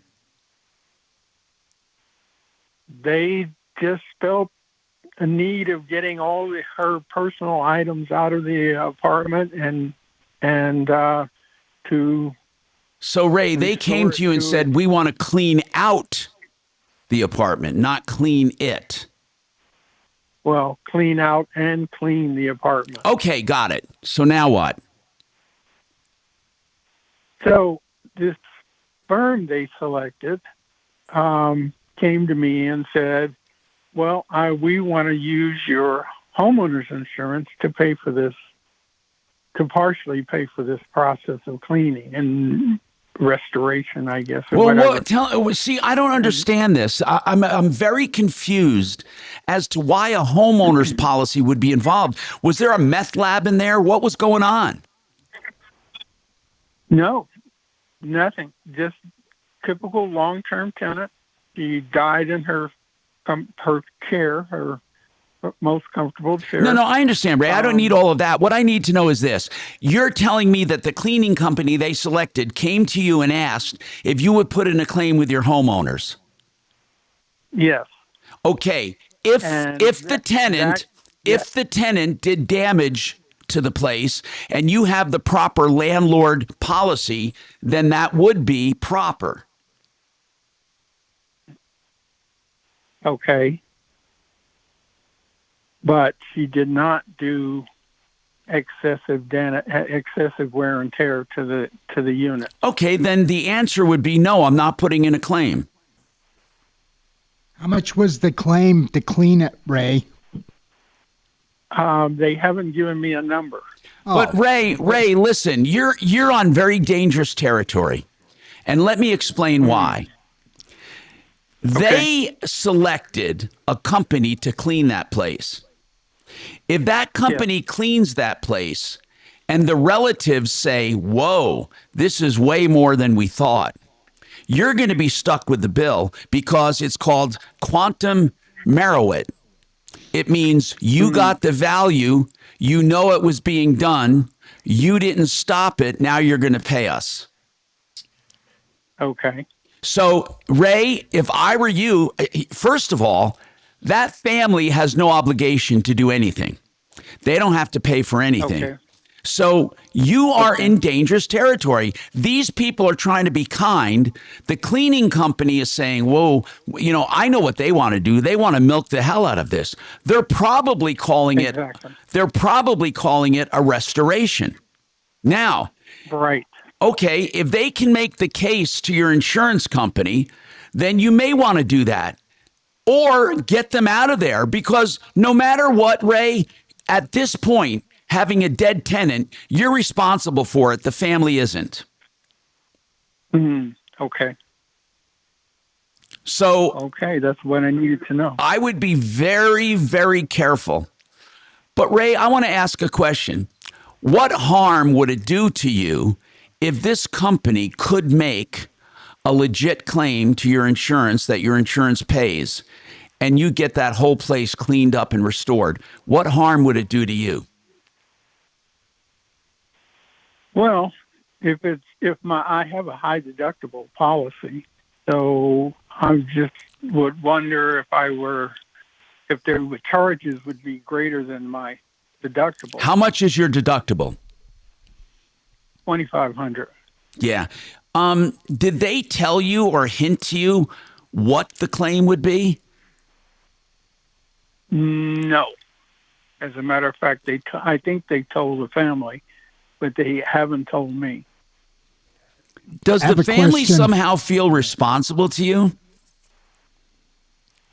Well, the family feels that he had a tenant, a renter's policy, which they feel may cover some of these charges. There's something way more, Ray, than I'm hearing. Ray, there's something way more going on here. That apartment did you walk through it? It must be really trashed. It must be. Because if you have a renter's policy getting involved and they want your landlord policy getting involved, they must be pretty confident that there's some pretty serious damages. I have to take a break. I haven't walked Ray, if you have any specific questions, you're welcome to ask them. But right now, I am telling you, you are 100% responsible for them because you have a dead tenant. And you better be very clear on what you want done. And if that company has racked up bills so far, you're responsible for them if the other family chooses not to pay. I'm Tom Martino.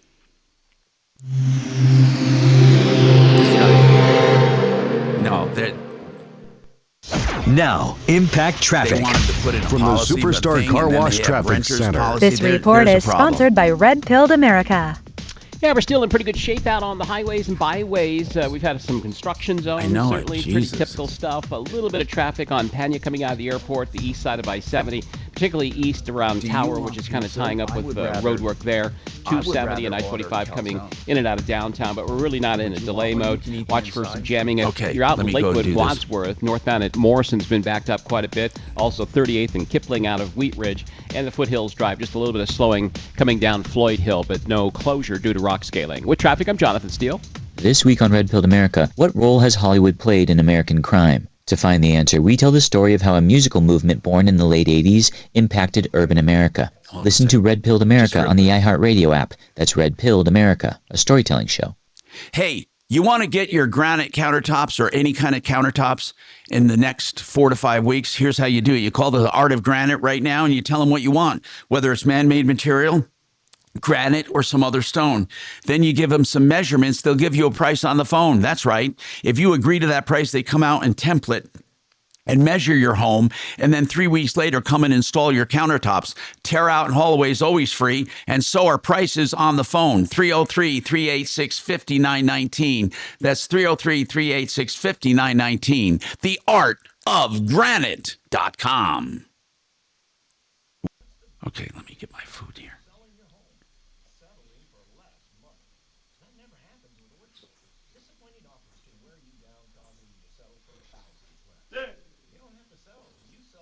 So, let me look here.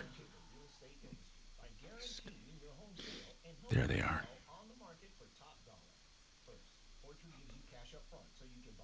Pickup or delivery? No, it's delivery. It always defaults to fucking delivery. To pickup, I mean. Always. Okay, these are expensive. I mean, I'm not. I should have shut up. I should have shut my mouth. What do you? They're $36 a piece. Yeah. $36. No. Now, come on, man. Do not do that. What do you want on it? What do you want on it? It comes with the cheeses. What else do you want? Okay. Okay. What do you want? Okay. I think. Do you want anchovies? Okay. Okay. Then hold on. Let me just make his first. Sausage and okay. Now you have like I don't know. No. Listen, guys, I should have shut my fucking mouth. Okay, just no. I'm gonna shut my fucking no. I am done here talking about this. We're not. Do you want a crispy? Okay. And then okay. Add to cart. Oh, I'm sorry. That was for 2 of them. They're only $18. Okay. Thanks. I looked at there was the number 2 was selected. The number 2 was selected. Now I'm going to do Kevin's. Kevin's and mine I'm going to do because Kevin needs the number 2.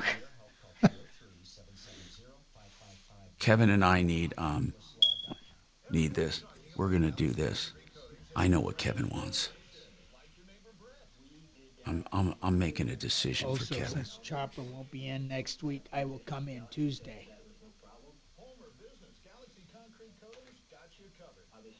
He's letting me do this. I'm going to have fun with it.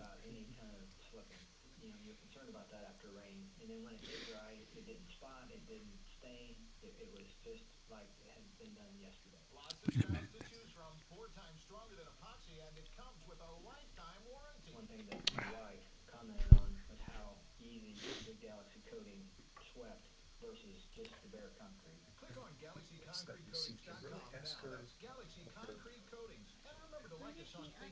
So he's a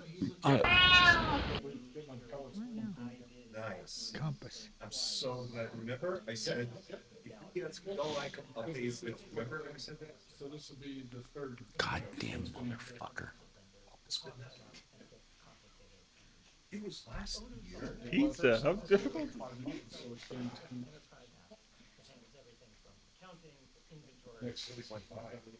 Son of a bitch. Fucking bastard. God damn it. Fucking motherfucker. Goddamn motherfucker.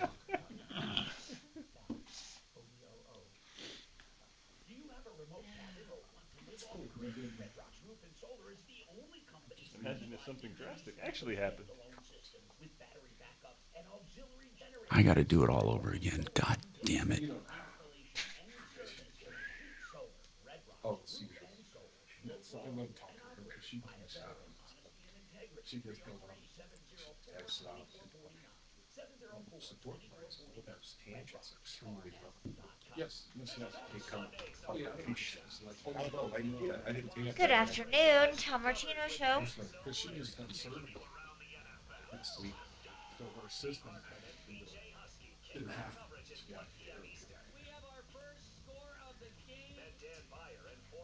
Okay. What's the year and make of your car?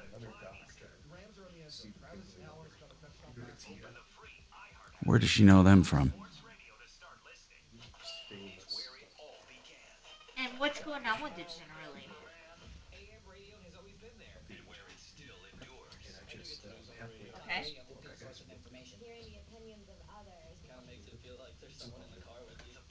AM radio and the power of talk. I love talk radio. Online, on your smart device, and of course, on AM. I like hearing the opinions. As long as it's to the right, I'm good with it. Denver's talk station, 630 KHOW. Hey, Tom Martino here. Welcome to the show. 303-713-TALK, 713-8255. Slammed with calls. We're helping people now. We're going to go back to this problem, and I'm so sorry I took off. But anyway, Gloria called about her neighbor building a structure she doesn't like. She says Gloria it's too... just fell off. Oh, she just fell off. Okay, well, then we don't have to do that. Good. 303-713-8255. She was calling about Mark building a structure. Mark adhered to all the building codes. And here's the short answer. If your neighbor adheres to all the building codes, there is absolutely nothing you can do about it, okay? Nothing. If they're legal and they do the covenants, if there are covenants, the codes, the zoning, all of that. Building codes, zoning, and covenants. Let me explain how they work. Building codes are for the structure. Zoning is for the area, what can be built. Building codes, how it can be built. And covenants is preferences of the community, okay? Covenants can be enforced if you agreed to them when you bought the place. Hank is up next. We got to take a break. I'm Tom Martino. We have more coming up on the Troubleshooter Show. 303-713-TALK, 713-8255, or 303-MARTINO, 303-627-8466. Stick around for more on the Troubleshooter Show. All mics are on. All cameras are on. I don't know what's going on. So what is he big on supplements and different things, or what's his? Yeah. Well, supplements are an extremely important second place in his list of things you need to do. So his number one, so he says, by far the most important thing you can do if you want to keep from dying in a wheelchair in front of a blaring television set. Hello, good afternoon, Tom Martino. Is and that's my, I invented that. He doesn't say it, but that's exactly what correct aging sounds like to me. Daily exercise is the most important thing. Everything else is a distant second. Yep. I agree. But the supplements he has, experience with are the same one. Testosterone replacement is number one. But the one that really interests me is this off-label use of a medication called rapamycin. Have you gone to Google? They're also using metformin for off-label. He talks about metformin in his book. What's this other one? Rapamycin. What is it? It's the only chemical that's been shown to actually increase lifespan in mice. What is it though? Is it? It sounds like an antibiotic. It's exactly what it sounds like. But it's not. It is an antimicrobial. Yes. Like when would people normally take it? What's the on-label use? Strictly for transplant patients. Yeah, it's used for the odds rejection, certain cancers. Yeah.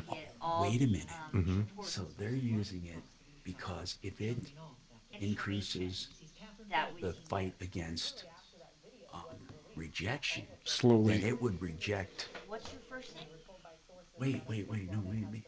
Said protective cellular aging. Yeah. No, actually, it would allow. I don't understand.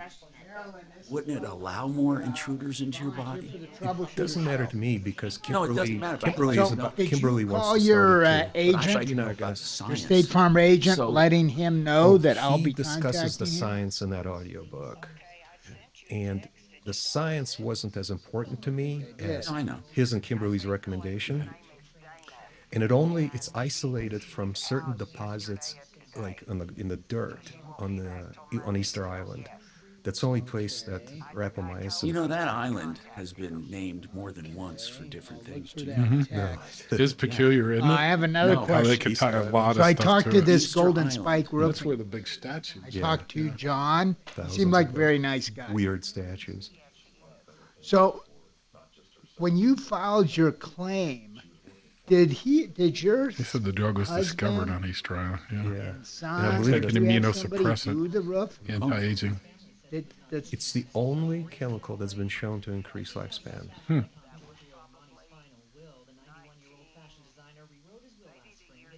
So then he talks about several mandatory tests that he orders for his consultations, and that's calcification scan. Yeah. And there's some other scan that I can't remember what it's called, but all those are, he can prescribe all of those for me here locally. I get everything done. I fly out there. And he's in practice. Yeah. Like actual practice. That's okay. Oh, yeah. So when you filed your claim, did you guys never? Not yet. I need a Because I'm going to call your state. I'm not through with his book yet. Did State Farm pay you a check? Once I get through with his book, I'll contact his office. That's one thing Kimberly sent me to do. Really? The one in Boulder? Yeah. Yeah, that's really... But I guess there's a local one now. What? To have what? Your calcification test? Yeah, you can have it done anywhere. Yeah. It's just, I mean, not anywhere. It has to be the rapid one. Yep. That's okay. So Peter Attia is... Right. How much was the he's check? really at the forefront of what's important. How much was the check He approximately? is the avant-garde of that part of medicine. He calls it medicine 3.0. 3 to 5,000. Okay, well that's not enough. Intervenes. That's not enough money. Current medicine is mostly acute medicine. That's what he said. In those words. And actually, it's a pretty good system for acute problems. But the whole wisdom is stopping from being acute. Are you talking about prevent it from becoming acute? The show with and not just preventive, but it's weird. My doctor, the guy in India, he doesn't call it, and he's going to be out here on the 20th, and he's very in line with all this new shit. He doesn't call it preventive, he calls it harmonic or harmonious. Okay. It's just basically what you should be doing. It's not... Okay. He's saying it's not preventing anything because there's nothing to prevent. Okay, so I got to get back into the studio, but let me think about it, clarify. So your husband and son, you guys put the roof on like in the year 2000, 2002? When you shift your body, the whole thing is to shift your body to repair and maintenance. Your body is made to repair and maintain up to reproduction. All right. Information needs to be passed on. So your body fights to stay alive and healthy and rebuilds better than before up to reproduction. After reproduction, it starts getting rid of itself naturally because it's done with its duty.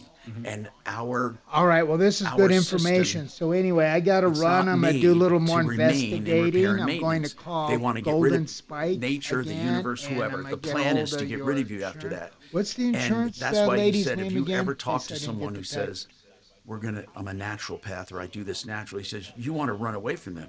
You want everything but nature. Dana, nature is to kill you after So reproduction. Marilyn, I'm going to make That's some calls the this basic afternoon. cycle. And it's like Logan's Run.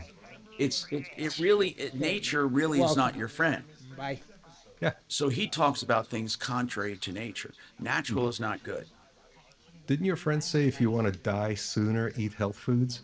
Yeah. Yeah, I said, He said, go buy all of these juicers and all this other shit. Somebody asked him one time at a lecture, do you like juicing? He says, yes, if you eat the pulp and throw away the juice. Yep. That's right. She's absolutely right. Hey, Mark, it's Kelly Well, over it's this Peter Attia book that, like, it's turning my hair white. Gloria The back shit on the he talks line, about. bitching about that's Outlive? Yeah, what's going to happen to us if we don't address Okay, all these right. pretty simple things right now. Holy crap. There's another guy that talks about it. He's Gary Brecka. Not familiar with him. He's convinced that everybody should be 120. You know, if you process and you do what you're supposed to do and take care of your body, feed your body what your body can't take care of on its own. Yeah. Because everybody's not the same. Certain genetics and everything else. He said it's just like a genetic high blood pressure. He says there is no gene for high blood pressure, so you can't get high blood pressure from genetics. The genetics is your body's ability to process that causes high blood pressure. So he's an interesting concept. But he's convinced everybody should live to 120 easily. Who's that? Gary Brecka. I don't know who that is. Yeah. There are so many people into this space right now because of the baby boomers and the Gen Z. Dunn takes a break from his dental practice and takes his turn at the wheel driving for Dan, reflecting on the difficult week that was as the FBI pursues Charlie Kirk's assassin. Friday on The Dan Campos Show. I mean, it's such a big area of technology. They're getting hit. Bad news. You need advice so you don't have to lose. We'll come running just as fast as we can. Troubleshooter's gonna help the common man. This is the Troubleshooter Show. Now, Tom Martino. I'm Tom Martino, and we're going to go right to the phones because we're very busy, and I want to make sure I get to everyone. Hank wants to talk about a power issue with his 2023 Dodge Rebel. A Dodge Rebel. I'm not sure I'm familiar with the Rebel, but what's going on with you, Hank? How can we help you? Hey, Tom. Hey, my son bought this brand new when he was about 18 or 19 years old. He's been paying on it, and we took it to the Auto Nation dealership. It's a pickup, and we took it in there, and they had it for a couple of weeks, and the engineers said it was a power pack on his e-torque motor. That's the electric motor kind of in there. Well, wait a minute. Hold on. Hold on. So the Rebel is a hybrid truck? Well, it's weird. It's just got a little bitty electric motor in there so that when it stops, it'll start out fast or something like that. It's called the e-torque, but it's got a regular motor also. Okay, but here it's a hybrid vehicle. So what a hybrid vehicle means is just that. It's got two systems, electrical and ICE. Or internal combustion. So what is going on with it? Well, they said it's the power pack. What it does is it dies when it's going down the road. It could be going 50 or 60, just straight dies. And luckily, and it's no longer under warranty. Well, what they did was they went to their engineers and said, no, it's no longer under warranty, but since this shouldn't happen, we're going to fix it for free. So basically, it's under warranty, but they're going to take care of it. Okay, so what is your question on it? And they've had it since June 16th, and every week that they call me, they keep telling me, "Oh, we can't tell you when it's going to be available. It's back ordered." And what the dealership has done is they've referred it to RAM, to the customer care department. And they just contact me every single week with the same email saying, oh, it's back ordered. We don't know when it's going to be available. Maybe the beginning of next month. And then they come a couple weeks later and they say the same thing. It'll be available maybe in a couple months. So I have no idea when it's going to be available. What do you think, Kevin? I mean, it's is there a problem with that part? I'm not that familiar with those because most of them are still under warranty, but there are problems with modules in every manufacturer of electronics that are back ordered. And he's right. I mean, it could show up tomorrow. It could show up 6 months from tomorrow. They can't tell us. So is the car not drivable enough to wait, or it's that dangerous where it'll shut off? It's that dangerous for it to shut off. Yep. Plus, they said if we took it out of there to drive it, they wouldn't warranty the deal anymore. Gotcha. So they're going to do it as long as you let them do it. I'm shocked that they're doing it under warranty. Do they have any ideas to the timeline? Are they waiting for the entire electric motor? They say it's something called a power pack, and it's part of the motor. It's about a $3,000 part. And did the dealer the one that diagnosed the power pack? They did at the beginning, but then they went to RAM, to the RAM engineers, and the engineers had to approve the warranty part of it. Okay, so Dodge agreed to fix it. Okay, so correct. Yes, but sir. the part, have you done searching to see if they're telling you the truth about this power pack? Well, I can find it. I can buy it somewhere. Okay, this happened, Kevin. This happens a lot where one place will say they can't find it, and somebody else. I've had it happen to us where we were told it was on back order, not this particular one, obviously, but and the customer called two other dealers and found a part that we thought was on back order. Hank, it's worth making some calls. Did you ever ask the dealer straight up, why can't you find it when I can find it? Is that Hank that hung up? Correct. Okay. Goodbye, Hank. I'm sorry about that, but I would ask straight up, why can I find it? And it's weird to me why that happens. Kevin, we've had that happen before where a dealer is saying they can't find it. But why is that? Why would a dealer not be able to order it? Why? Well, I think, Tom, my theory is that in this case, it's actually the manufacturer that's paying for the part and repair.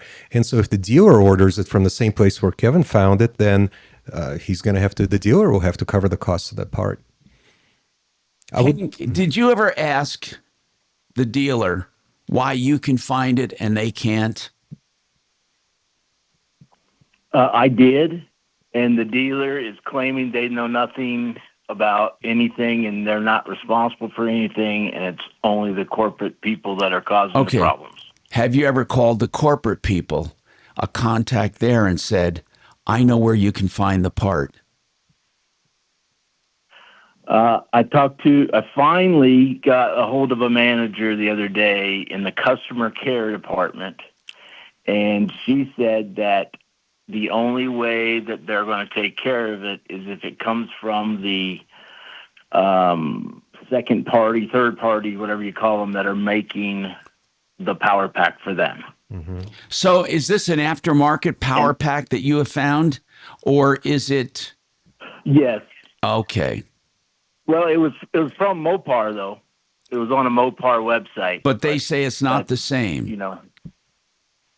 Correct. Okay. Well, man, I mean, listen. I don't know what we do. I mean, Bo, do you want to take a stab at like calling over and finding out why this is so illogical? I think Hank has an issue where they don't want to install the part because they want to make sure it's coming from Mopar, the OEM. Well, no. Hank has way more than that. The first primary problem is they will only fix it under warranty if he waits for the official part from the Dodge people, and they will not pay for anything other than that. So it's not just an installation problem. It's they won't buy the aftermarket part. They're telling him, no, we're not going to do it. If you want the aftermarket part, you have to pay for it yourself. My question is this: since the car is out of warranty anyway, if this aftermarket part is not substantially more than the one made by Mopar, why don't they just cover it anyway? He's not going to be coming back to them anyway. So that's true, Tom. I mean, I'd be happy to call and find out about it. It's not like I could see if they said this. Wait a minute. If we use this aftermarket part, even though we're not paying more for it, but if we use this aftermarket part and he has problems with it, then we're going to have to warranty it. No, they don't. Because I'll bet you they don't warranty the official one. They're not going to warranty it. They're already extending the warranty. They're not going to do it again. I think their argument doesn't hold water. I mean, if they're not going to warranty the original OEM power pack, then they don't have to warranty the aftermarket power pack. Are they the same price, Hank? I'm not seeing any aftermarket. What they are is refurbished. They're not aftermarket. They're not aftermarket. They are the original OE that are, quote, refurbished, and I don't know what. I don't understand. Bo, I would like you to ask. How much are they? Sure. How much is this? I thought he said $3,000. Did you say, Hank? I see one on here from a Mopar website for $1,500. Wait, Kevin just saw one for $1,500. No, that's not in stock, so it's hard to say if that's legit. Hank, I want Bo to call and ask about their logic. I want to ask about their logic. If they can, and by the way, Bo, it's even worse than I said, because they're not even. It has nothing to do with the. It has nothing to do with being aftermarket. It's an OEM refurbished part.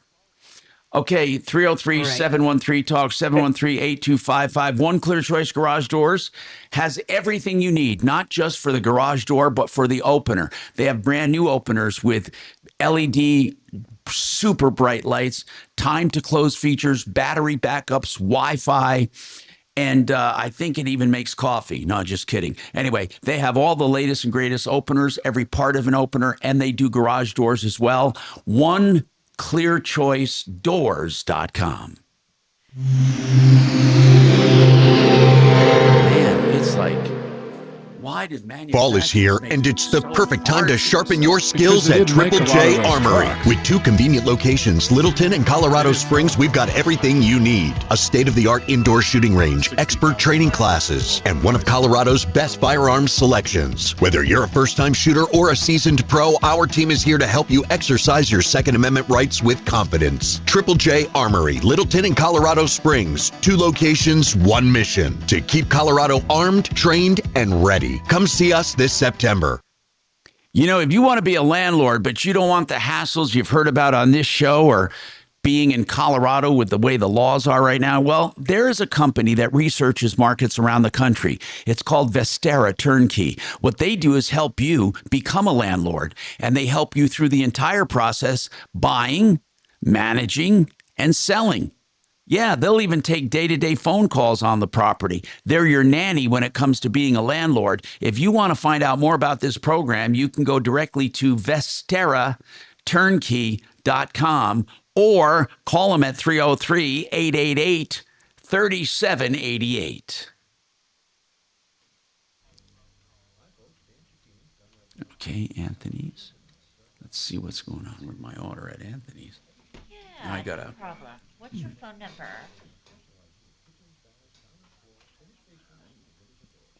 No, your phone number. You don't like anchovies, brother? Oh, you just didn't want. Oh, okay. A jar.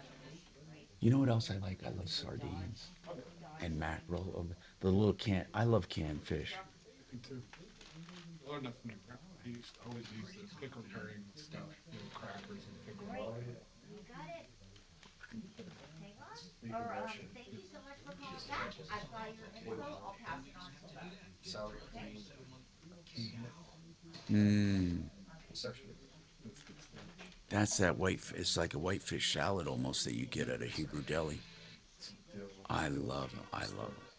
God, I love Jewish delis. I fucking love them. There's everything they have. I love. I love the chicken liver. God, I love it. They have some really cool stuff. Okay. Is it a particular model you're looking at? Why is it taboo now? It's the way the French process it. They force feed geese. Oh. Yeah, because they want to expand. Oh. Kind of taken off.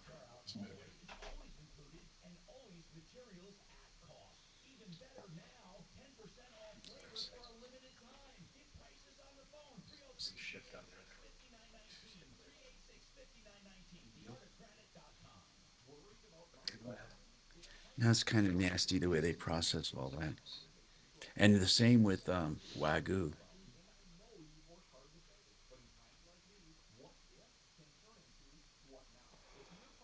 Okay, so Gloria and Mark are back. Jesus.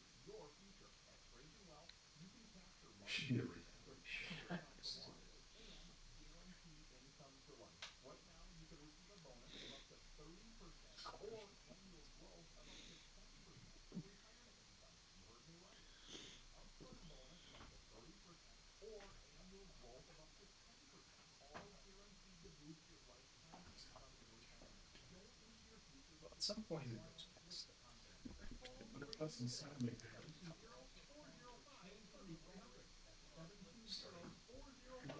Hey, so I've got that guy's number. My phone is. He's 545. Hank. Hank, the power pack dude. Okay, what is his number? 720-394. What part of town is it? 8365, and he's got the So you don't live far from your. Oh, it's a Dodge Rebel. Oh, wow. Rebel. Got it. In a power pack. Okay. Yep. What came first, the residence or the business? Your phone's messed. Yep, I got it.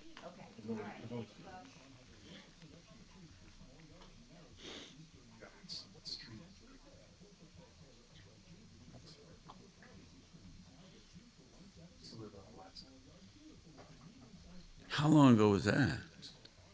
Oh, wow.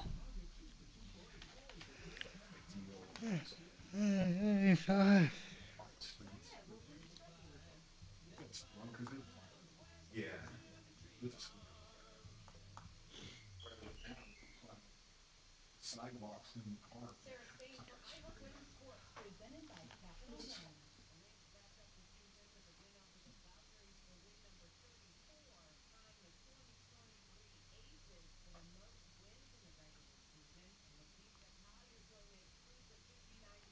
Hi, Bo.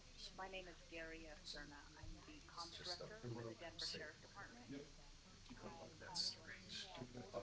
regarding a vehicle at the vehicle impound facility. I actually discussed How long? with leadership there about the vehicle, so if you can give me a call back, this is my cell phone, 720-765-9739. This hour from the Trajan Wealth K-House Studios. Trajan Wealth, your trusted local fiduciary advisors. TrajanWealth.com. Hi, Tom Martino here. Welcome to the show. I really want to talk to Tom first. And I'll go back to Gloria and Mark, but so hang on, Gloria. Tom, you have a question on wills and trusts. Go ahead, Tom.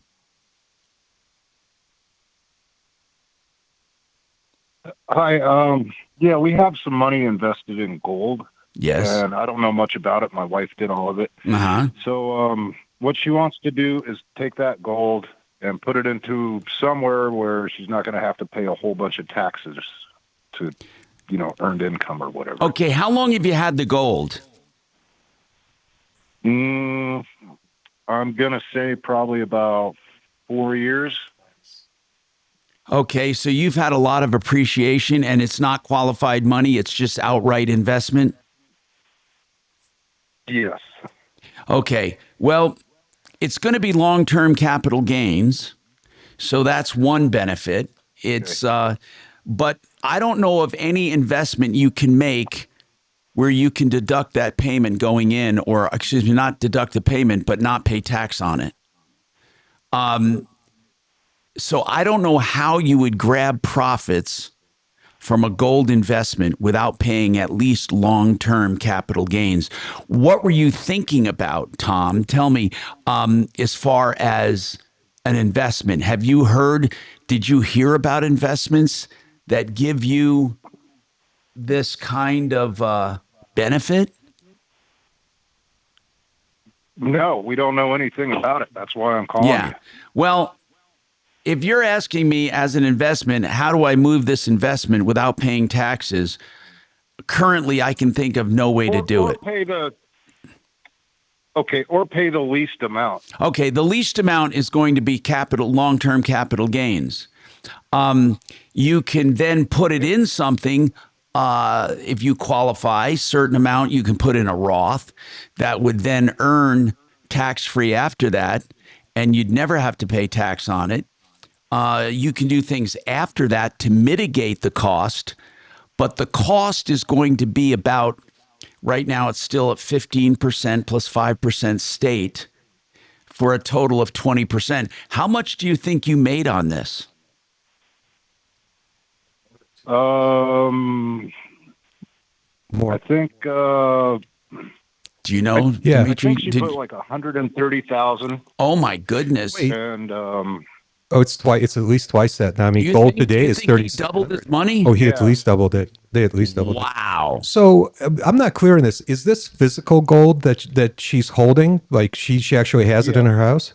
Yeah. Oh, okay. Well, one way to reduce. House, but it's at a holding company. Oh, that's totally different. So if you have a way of physically taking possession of this gold, you can actually minimize your tax liability by selling it directly to the buyer. If you know somebody who now, how would that minimize? Well, if it's a cash transaction. You're saying if he cheats, basically. Well, provided he knows the buyer that's not going to murder him. No, right? I know what you're saying. You're saying just sell it. Just sell it. Period. Just sell it if you can take physical possession of it.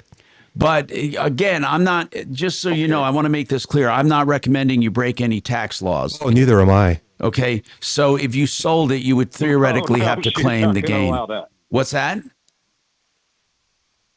No, she wouldn't allow doing anything, breaking any laws. And by the way, we have somebody on the referral list who actually buys precious metals, A1 budget transmissions. Yeah, Mark over there. I'm not sure he can buy that much. Oh, I'm sure he can. You think so? Maybe even if it's not in one fell swoop, he can do it in several bites. But I don't think the problem is selling it. The problem isn't selling it. You can find people all day long to buy it. I think the problem is trying to evade, that's my word, or trying to minimize taxes, which of course, again, I think the way to, you've already minimized it by holding it past a year. Now, some of the gains you made in the last year are going to be short-term capital gains, but most of them will be long-term capital gains. And you could move them. Okay. By the way, there are all kinds of things you can do with a lump sum of money like that. Again, a lot of people like talking about annuities. You could turn that into an annuity. And then have income later on. Of course, your upside potential is severely limited. Your liquidity is severely limited with an annuity. I only recommend that for people who want no risk and they're getting close to retirement. Another thing you could do is, as I said, with limitations based on your income, you can do some Roth IRAs for you and your wife, the money, and do maybe some tax preferenced municipal bonds, where you buy and don't pay on the income, but that's for the future. That doesn't get rid of the tax you've already incurred. But here's the deal. I want to ask something on your overall approach. Is this the extent of your entire investment portfolio? Tom? I don't. I'm kind of embarrassed. I don't really know what she's doing. Okay. Well, she sounds like she knows what she's doing because. Go ahead. Sorry. She's retired, so she's got her retirement, and I know she has some things invested other places, but this is like the lump sum of what we have. Yeah. Again, taxes are not going to get any cheaper, so long term is the way I would do it. 303-713-TALK, 713-8255. Gloria called earlier about a guy building a structure, a garage next to her. She didn't like it because it was big. And basically, he convinced us that he had done everything according to law, and it's his right to do so. He wasn't trying to be a jerk. He was just saying, look, when you buy property, you have certain rights, and I'm exercising those rights. Then Gloria said, well, I have another issue as well. And this was in another hour, but we'll still talk about this. I'm resurrecting it. Gloria, before we said goodbye to you, you said, wait a minute, I have another issue with my neighbor. What is that issue, Gloria? Well, that's what I didn't get to finish, because when he built it, when he was starting to dig back there, my fence is completely bent over, and it's not, and it's starting to crack, and I'm worried about, like when I say we get that strong wind in Colorado, that it's going to knock my whole fence down. Well, you can't. Okay, let me get this straight. Let me get this straight. You're worried about what blowing down onto your fence? The fence itself blowing down. My fence falling down. But what does that have to do with your neighbor? Because my fence was straight, but when he started digging, we saw that my fence started like tilting over. So the fence near his building is tilting. Which way? Towards him or towards you? My back fence, because he digged behind there. Yes. Behind the fence, and all of a sudden my fence. No, I get it, but tilting over. Dragon just asked a good question. Is it leaning toward your property or toward his? It's leaning towards my property, and it's not even straight. And part of it's going towards his. It's completely zigzag type of thing. Yeah, I get what you're saying. What you're saying is he screwed up the fence line. Now, is your whole fence line that way, or just the part Well, he takes up the whole side of your yard there, right? So you're saying the entire My whole fence backyard, line? yeah. Are you saying the entire fence line on that side is zigzagging? Some part of it, and we can see where the cracking is starting to. The cement is starting to crack, and we had no issues back then until he started digging. Okay, well, let's ask him what he thinks. Hello? I mean, I mean, Mark, this is a totally different issue now. Have you heard? Have you viewed this fence? Okay, so remember that drain pan I was talking about earlier that I've spent thousands of dollars pouring? Yes. I obviously stayed on my side of the property. It's a drain pan with a curb on it, and it's 5 feet wide. I never excavated on that side of the drain pan. All the excavation came on my side, where the structure's at. So really what happened is that I think the fence has been doing that forever. And now that they, are so drawn on my structure that I'm building, I think it might have caught her attention, because I can send you guys pictures all day long that I'd never disturbed any side of that, drain pan. So what you're saying is it's been like that. Yes, it's been like that. No, it hasn't been like that.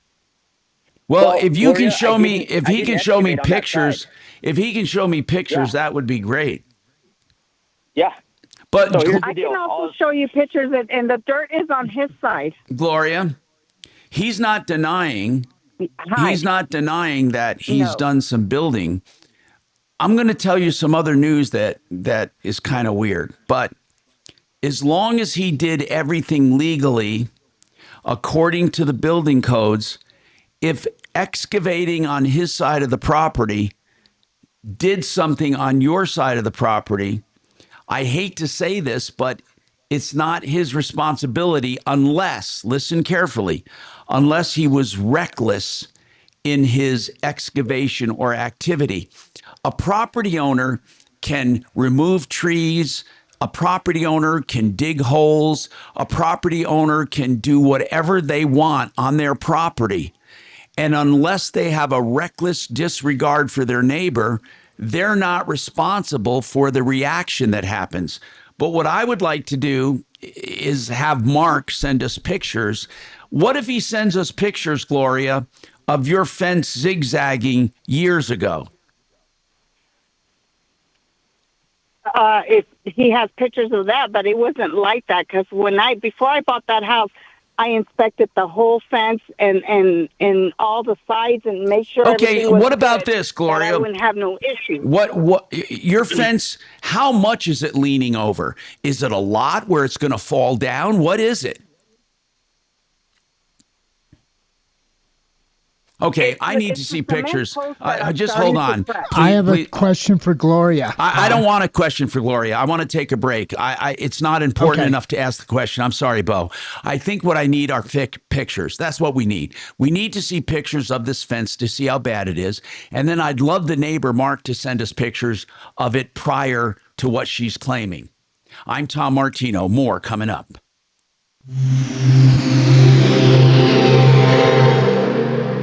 Poor guy's script. KHOW Denver, 630. Every day. My question, it may be an irrelevant question now, but Yeah. is it both of their fences or is it her fence? That's what I wanted to find out. Is it on the property line where they both share You know the what? fence? I don't know. And again, if it was important enough, I would have asked. But until I see pictures, it doesn't even matter.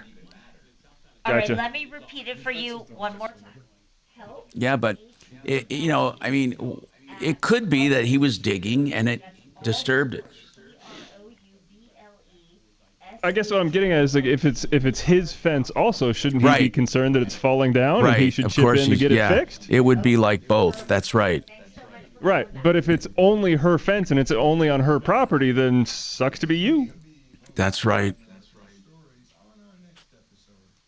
All right, Mark. We are getting pictures from Gloria. Get pictures from Mark. Both of your numbers. Get Do you pictures have from any Mark. pictures that have Yeah, that'd be great. Yeah. It's what we asked for. Oh, I was just sending somebody. Come on, man. Where's my order? I don't have the follow. What? They haven't sent me a follow-up where we track it. I can't wait for that calzone. Dig into it with a fork, and that melted cheese comes out of the calzone, dripping with tomato sauce. I normally get a text when I'm ordering. I hope they haven't. An email receipt. No, it hasn't. I haven't gotten anything. Yeah, shut up, you fucking asshole. He's a fucking immature little baby. And he doesn't deny it. He's an immature little baby. Okay. He doesn't deny it. He loves it. He loves the idea. Yep. I have a new message. Okay, let's see.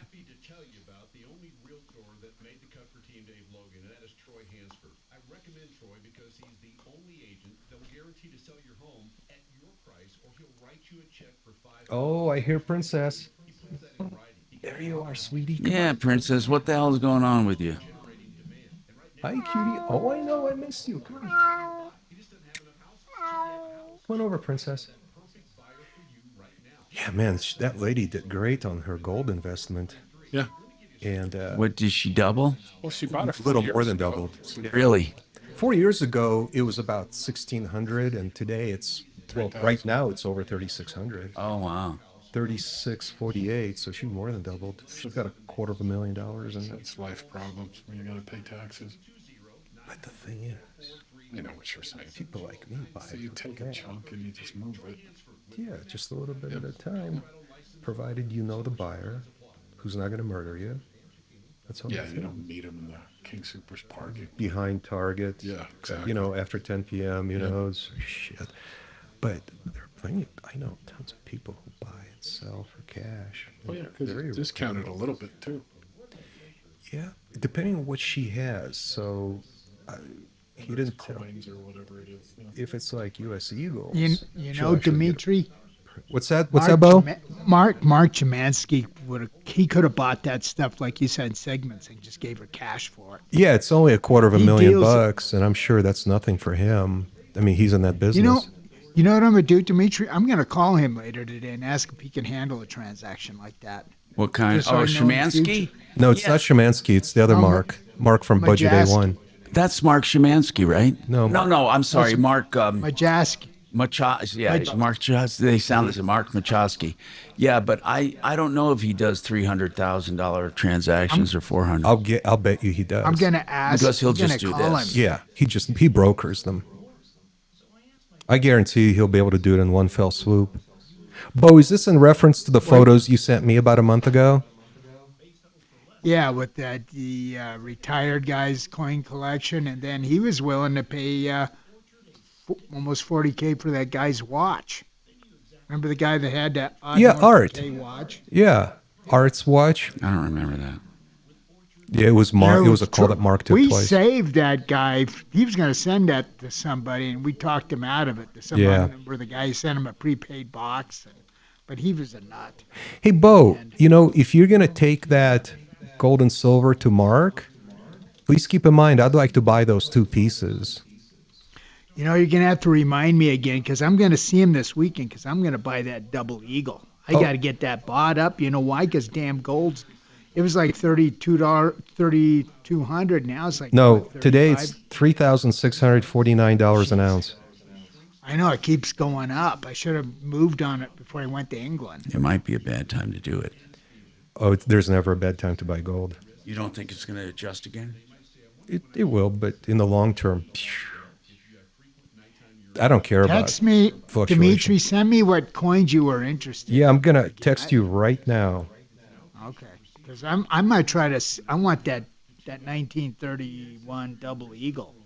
I think I get that for 32. He said he'd sell it to me, but I don't want to take advantage of him because gold has. So you're doing it as an investment or a collector? Collector. I want to just have it. I have two of them already. There's numismatic value. I don't know if I pronounced it right because it's a United States $20 gold piece. Denver's talk station, 630 KHOW. Hi, Tom Martino here. 303-713-TALK or 303-MARTINO, 303-627-8466. Jim, welcome to the show. What's going on, Jim? Hey, Tom, how you doing today? Good, man. What's going on? Hey, you have your car experts in there today. I'm want to see if they have any input. I'm trying to help my sister buy a handicap van, and I don't know that much about them. I've looked online. I'm just wondering if they have any input as far as, what manufacturers are better than others.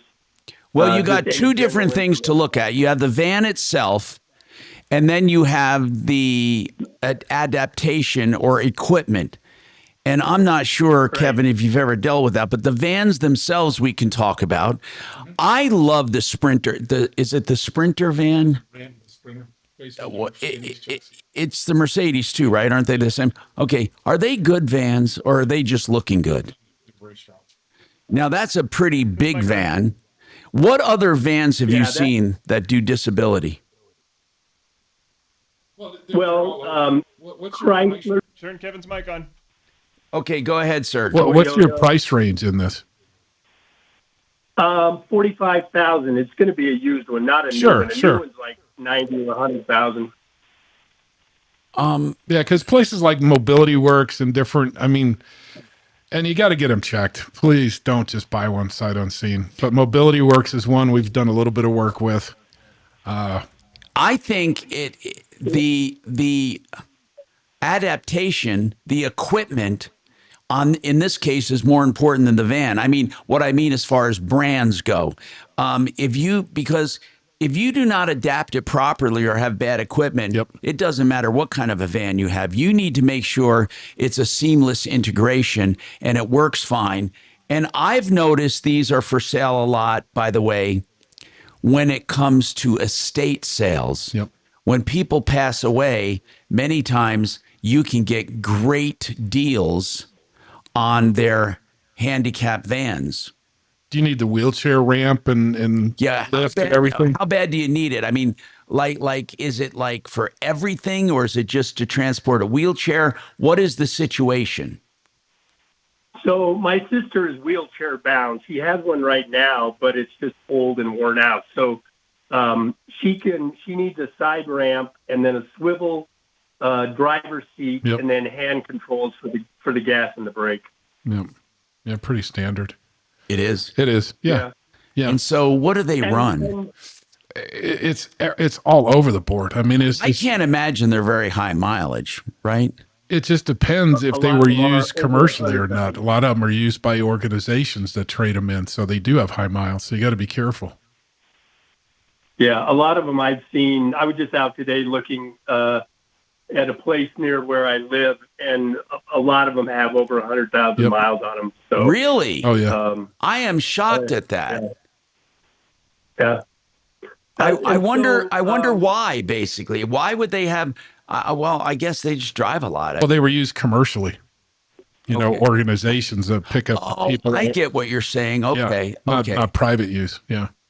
So Okay. So one of the garages, can the gentleman that was talking about getting it checked out, can he do an inspection on one? Oh yeah, absolutely. Yeah, if it's Sheridan Auto Tech, yeah, we can do that. So you can do the check on the van, but you don't check the handicap part. We can check to see functionability of it, yeah, because we've worked on those a lot with the electronics. Yeah, definitely do a pre-buy inspection when you do that stuff, for sure. Okay. Hey, Tom, this is the Jim that's been texting you. I've been on my own cancer journey with you since the beginning of the year. Well, how are you doing, man? Well, actually, I'm doing pretty good now. I gained some weight back. I'm on a lower dosage of medicine, and I feel pretty much like a human being again. What phase of your treatment are you in? Are you doing chemo right now? No, I have kind of a cancer that I can't do radiation or chemo. I'm just on long-term cancer medicine that controls the growth. It doesn't kill the cancer, it just controls the growth. So it's something that I'll have to take until I die, basically. So, and what kind of cancer is it for those listening? Well, I had thyroid cancer, and then it metastasized into my lungs. Wow. So it's hundreds of little spots in my lungs, and there's some in my lymph nodes around my heart and in that area. So how are you feeling? Well, I feel pretty good. The first 5 months, 5.5 months, I was on the mega dose, and I lost 50 pounds. Whoa! And that was pretty rough. And then I took a break for 2 months over the summer because I went to visit my daughter and her family in North Carolina. So I essentially gained 25 pounds back while I was there. And then when I came back and restarted the medicine, they've got me on about half the dose that I was on previously. And I'm not really having much in the way of side effects. I still have pretty good energy and a pretty good appetite. Please stay in touch with me. I've been getting your texts, and I'll say a prayer for you. And it sounds like I appreciate it. At least you're doing great right now as far as, energy and the way you feel. And Jim, text me at any time, bro. Okay. And the text number, I should remind people, 747-999-5280. All right, we have more coming up on the Troubleshooter Show. DenverRegen.com, speaking about feeling better, they can truly help you with pain with stem cell therapy. We talk a lot about their weight loss that Marc's on and at a reduced cost and their testosterone treatments, but they do a wonderful job with stem cell therapy. I've had it done. They're really good. They even do hair regeneration with it. DenverRegen.com.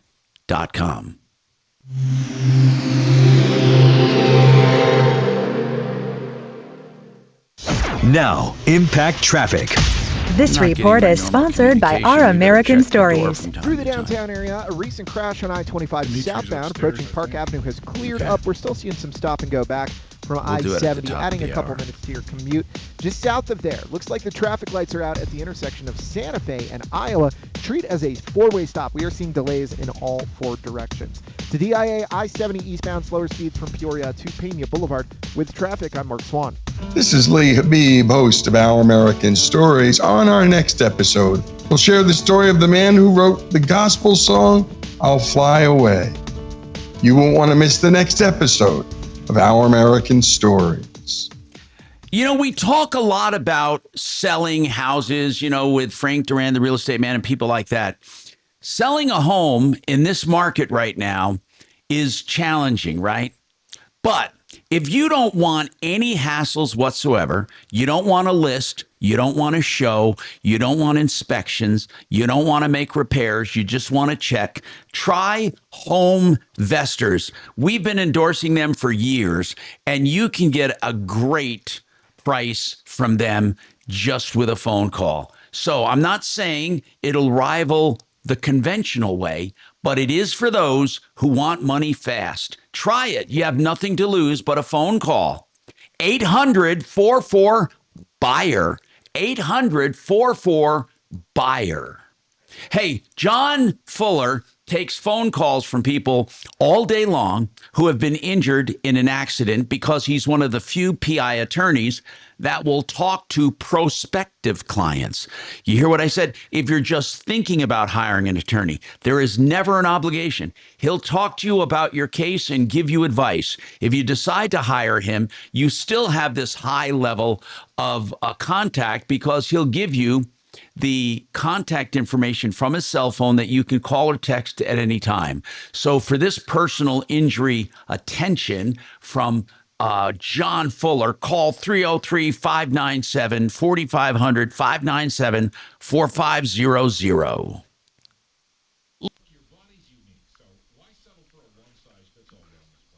I don't know why they never texted me. I'm just hoping that we can find it.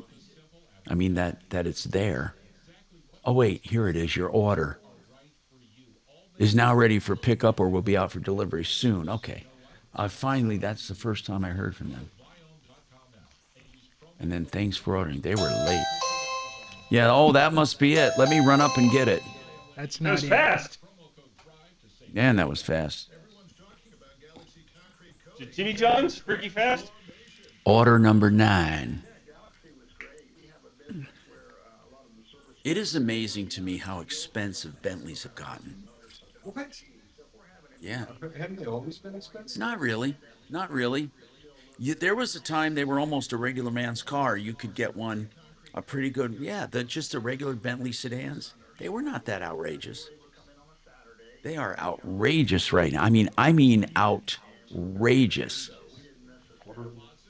Yeah, well, they're over 150,000 for no matter what vintage you get. Their SUV is so fucking ugly. I hate it.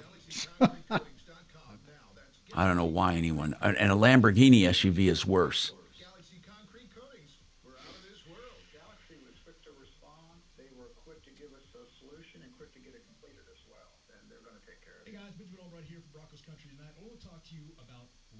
I just always have loved the way Bentley. I used to have a Bentley. I had a beautiful big white Bentley. It was beautiful with saddle interior. Jesus, it was good. Mine, I believe I had an Azure, A-Z-U-R. Oh, it's 6. Yeah. See pictures of 2010 Bentleys. Mine was when I bought it. When did I buy it? I bought it in. It would have been 12. Let's see, 12. It would have been 12. About 16 years ago. Was yours a convertible? No. 2-door or 4-door? 4-door.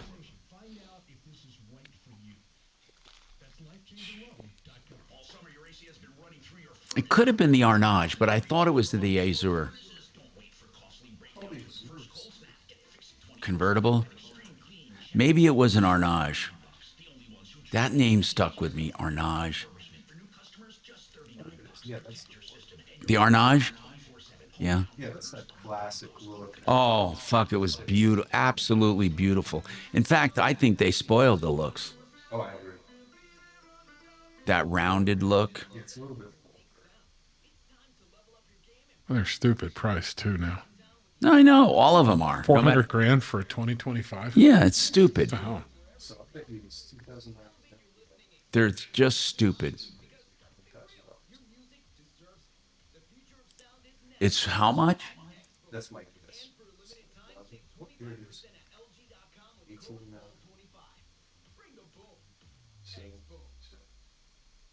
I'm Dan, he's Ty. Hello, and we're the Solid Verbal College Football Podcast. Tune in for previews, recaps, bits you won't hear anywhere else, and all the emotional support you need as a college football fan. Join us all season long. I remember years and years ago, I was such a young person. I bought my first Mercedes.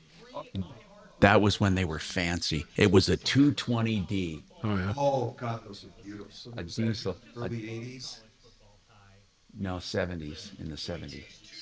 I'll bet you it was 70s. Remembering Charlie Kirk on the right side of Hollywood and where we stand as a society and in the world of pop culture entertainment. Plus, Al Petrelli of Trans-Siberian Orchestra, State Rep Rebecca Ross-Kelty, and Congresswoman Lauren Boebert. Friday at 2 on 630 KHOW.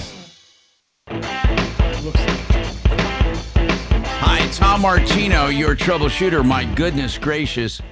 We got to let up in calls. Get your calls coming. By the way, one text says Gloria, that neighbor of Mark, is looking for a freebie because she doesn't like what her neighbor's doing. So she might be looking for him to try to fix the fence. It sounds like she might be, I don't know. Anyway, you know, I'm in the trash business. We deliver 30 to 40 roll-offs every summer to clean out the dorms of colleges. So when I talked about my kid, they don't have furnished rooms. He's not in a dorm. He's in, I don't know what you call them. They're little condos with 4 bedrooms. It's a it's a suite.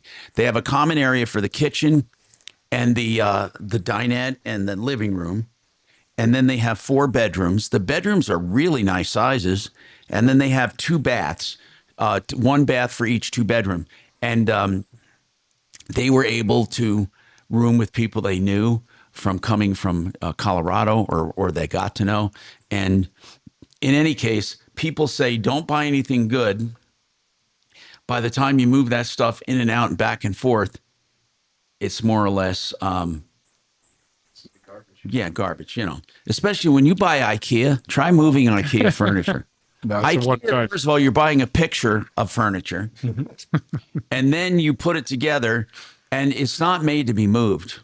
I mean, I had a guy that actually sells this kind of furniture say, these really aren't meant to be moved. They're meant to be put there and fine. But if you ever need to move seriously, you just move them back and forth, they crack. Anyway, here's a catchphrase. I've told people to come up with catchphrases that we can make, that we can protect. It started out because Bill Belichick's girlfriend was trying to protect and copyright some of his phrases or trademark them. I was going to get my attorney on to talk about the difference, and I will get him on maybe after the break. But right now, this one, I wonder if this is protected. I have fallen and I can't get up. Remember that? Mm-hmm. Here are some, some of the famous catchphrases. Where's the beef? Where's the beef? Yep. That was one of my favorites. Where's the beef? Yeah, that's got to be the most famous of all catchphrases. I think close, yeah. Or as far as commercials go, but movies, I'll be back is one, and I think make my day. I mean, make my day for goodness sakes. And I said it all started with. Did I say? Stop doing that. Stop doing that, Dragon. Anyway, that was not me. Hey, we got more coming up. I want you to send me a catchphrase of your own, and the winner will get a ride in the helicopter. I love doing that. We have another hour to go on the Troubleshooter Show, 303-713-8255, or call 303-MARTINO, 303-627-8466.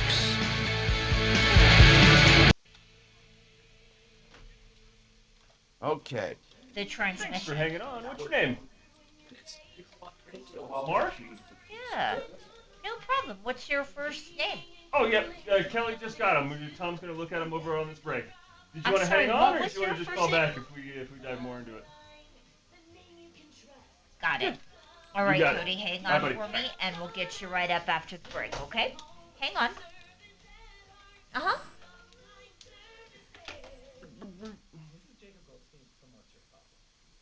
Imagine the impact when everyone gets the right tool for the job. That's OD. Every app is designed to be easy to use, so employees spend less time learning the software and more time doing their job. Experience true speed with reduced data entry, smart AI, and a fast UI. Check out Odoo at odoo.com. That's odoo.com. What kind of talk is this anyway? This is Denver's talk station, 630 KHAL, an iHeartRadio station. KRFX HD2 Denver. KHOW Denver, an iHeartRadio station. Make us the #1 preset on the free iHeartRadio app. Listen for all your music, radio, and podcasts. Free never sounded so good. This is a special report from ABC News. I'm Michelle Franzen. Utah's Governor Spencer Cox identifying Tyler Robinson as the suspect in the fatal shooting of conservative activist Charlie Kirk. We got him. Authorities tracked the suspect's movements at Utah Valley University with images and in a video released showing a person running across a rooftop after the shooting. The governor says a family member of the 22-year-old reached out to a family friend who then contacted authorities about Robinson.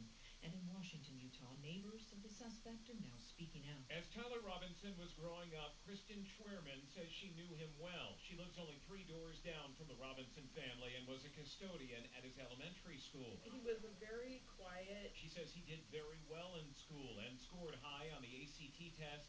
She thinks social media changed him. I think a lot of it's mental health problems we have. ABC's Alex Stone. The FBI says it also located a gun near the campus. This is ABC News. In Maryland, authorities say a shooting at a U.S. Naval Academy occurred as police were responding to a threat. So either I'm a communist or an alien. Alien. Because I don't like chocolate or bacon.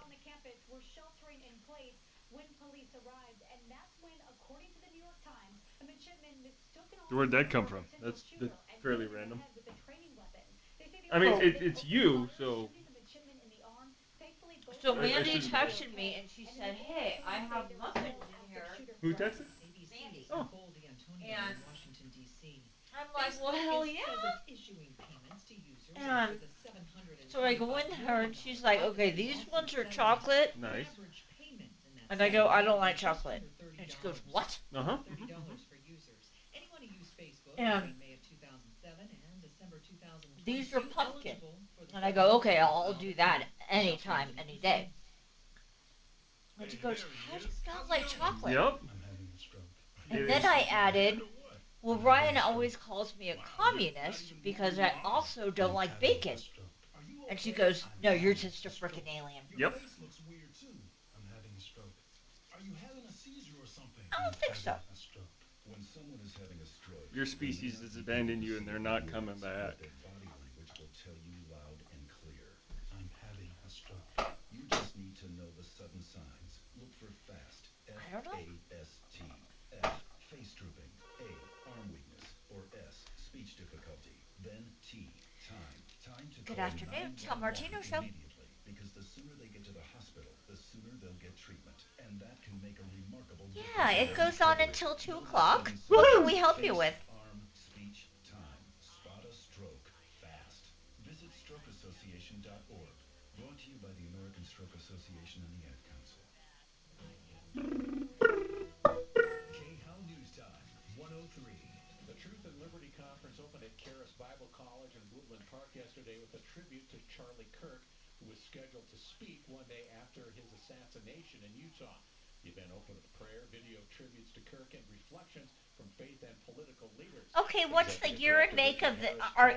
What are you calling about? Is it a service issue or a sales issue? Car. Oh, okay.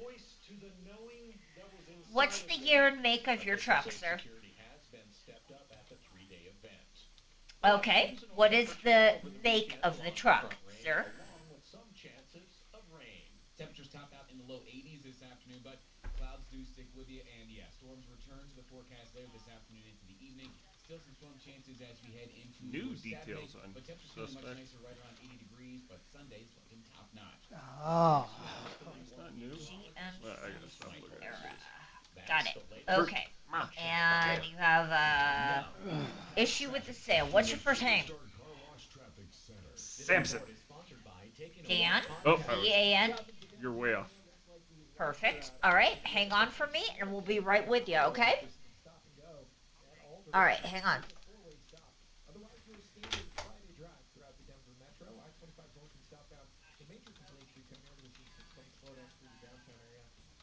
DIA I-70 eastbound, slow speed start at Peoria to Pena Boulevard, adding about 5 minutes to the commute. With traffic, I'm Mark Swan. Hi, I'm Buzz Knight, the host of the Taking a Walk podcast, and join me for an episode with Rob Reiner talking about the new Spinal Tap release. Rob Reiner on the Taking a Walk podcast on the iHeartRadio app or wherever you get your podcasts. Our 2025 iHeartRadio Music Festival presented by Capital. These are pretty freaking good. Did she make them or what? I'm not sure. Limited tickets still available at AXS.com. Get yours while you still can. Bad though. I'm not gonna get the chocolate one, but Bringing great products, rewards, and services to its customers. What's in your wallet? Selling your home has never been more competitive. Put Frank Duran, the real estate man, to work for you. I will share with you how we give your home a true winning edge over your competition. Call Frank Duran for a free market analysis of your home and more. All right. Exactly how I consistently net my clients more money than the market average. There's a good reason why my team and I are trusted by so many people. Frank Duran, therealestateman.com, 303-920-1622 with REMAX Alliance. Grown-ups, don't go back to school, go forward in school, into your future as an IT professional. Whether you're starting out, switching careers, or a veteran ready for change, My Computer Career can help you get into IT in just a few short months with no prior experience. So take the free career evaluation now at mycomputercareer.com. All right. Your rewarding career in IT awaits. That's mycomputercareer.edu. All left? They left me for food. I the would doorbell too. did ring. Yeah, I heard it. Wasn't me, I swear. Yeah, I know. It was exactly the same. I wonder if everybody in the world has that. They have As a the ring. FBI pursues Charlie Kirk's assassin. Friday on The Dan Campos Show.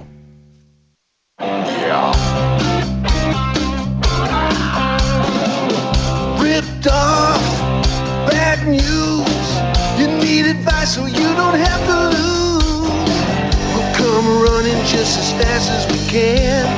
Troubleshooter's gonna help the common man. This is the Troubleshooter Show. Now, Tom Martino. Hey, I'm Tom Martino. Welcome to the show. 303-713-TALK, 713-8255. We've been talking about catchphrases today in between everything else. Do you know of any catchphrases that really have caught on? Denise Jordan, I believe her name is Denise Jordan. Her name is Denise Jordan Hudson. Anyway, she filed, Jordan Hudson is her name. She filed applications for Bill Belichick's catchphrases. And by the way, they were turned down. She wanted a trademark on a handful of catchphrases. One was, do your job. The other one, ignore the noise. The other one was, no days off. These sound silly to me. They don't even sound worth copywriting or trademarking. And in any case, they were turned down. But there are many that you might not know that are already trademarked, like let's get ready to rumble. That's one. Three-peat. That was one of the first ones. You know who did that? Bill O'Reilly. Was it not Bill O'Reilly? Riley, the coach of Pat Riley, the coach from the LA Lakers back in '88. They trademarked that. Now, this one I would be shocked that is trademarkable, but it is. Paris Hilton did it. The catchphrase, that's hot. How'd you know that, Dragon? I just remember from that stupid reality show back in the day. Yeah, that was one of the first reality Simple shows, life. too. All right, I want to go to the phones. We have Dan, an issue with a sale of a 2025 GMC Sierra. Dan, is this when you went to buy it? What's going on, Dan?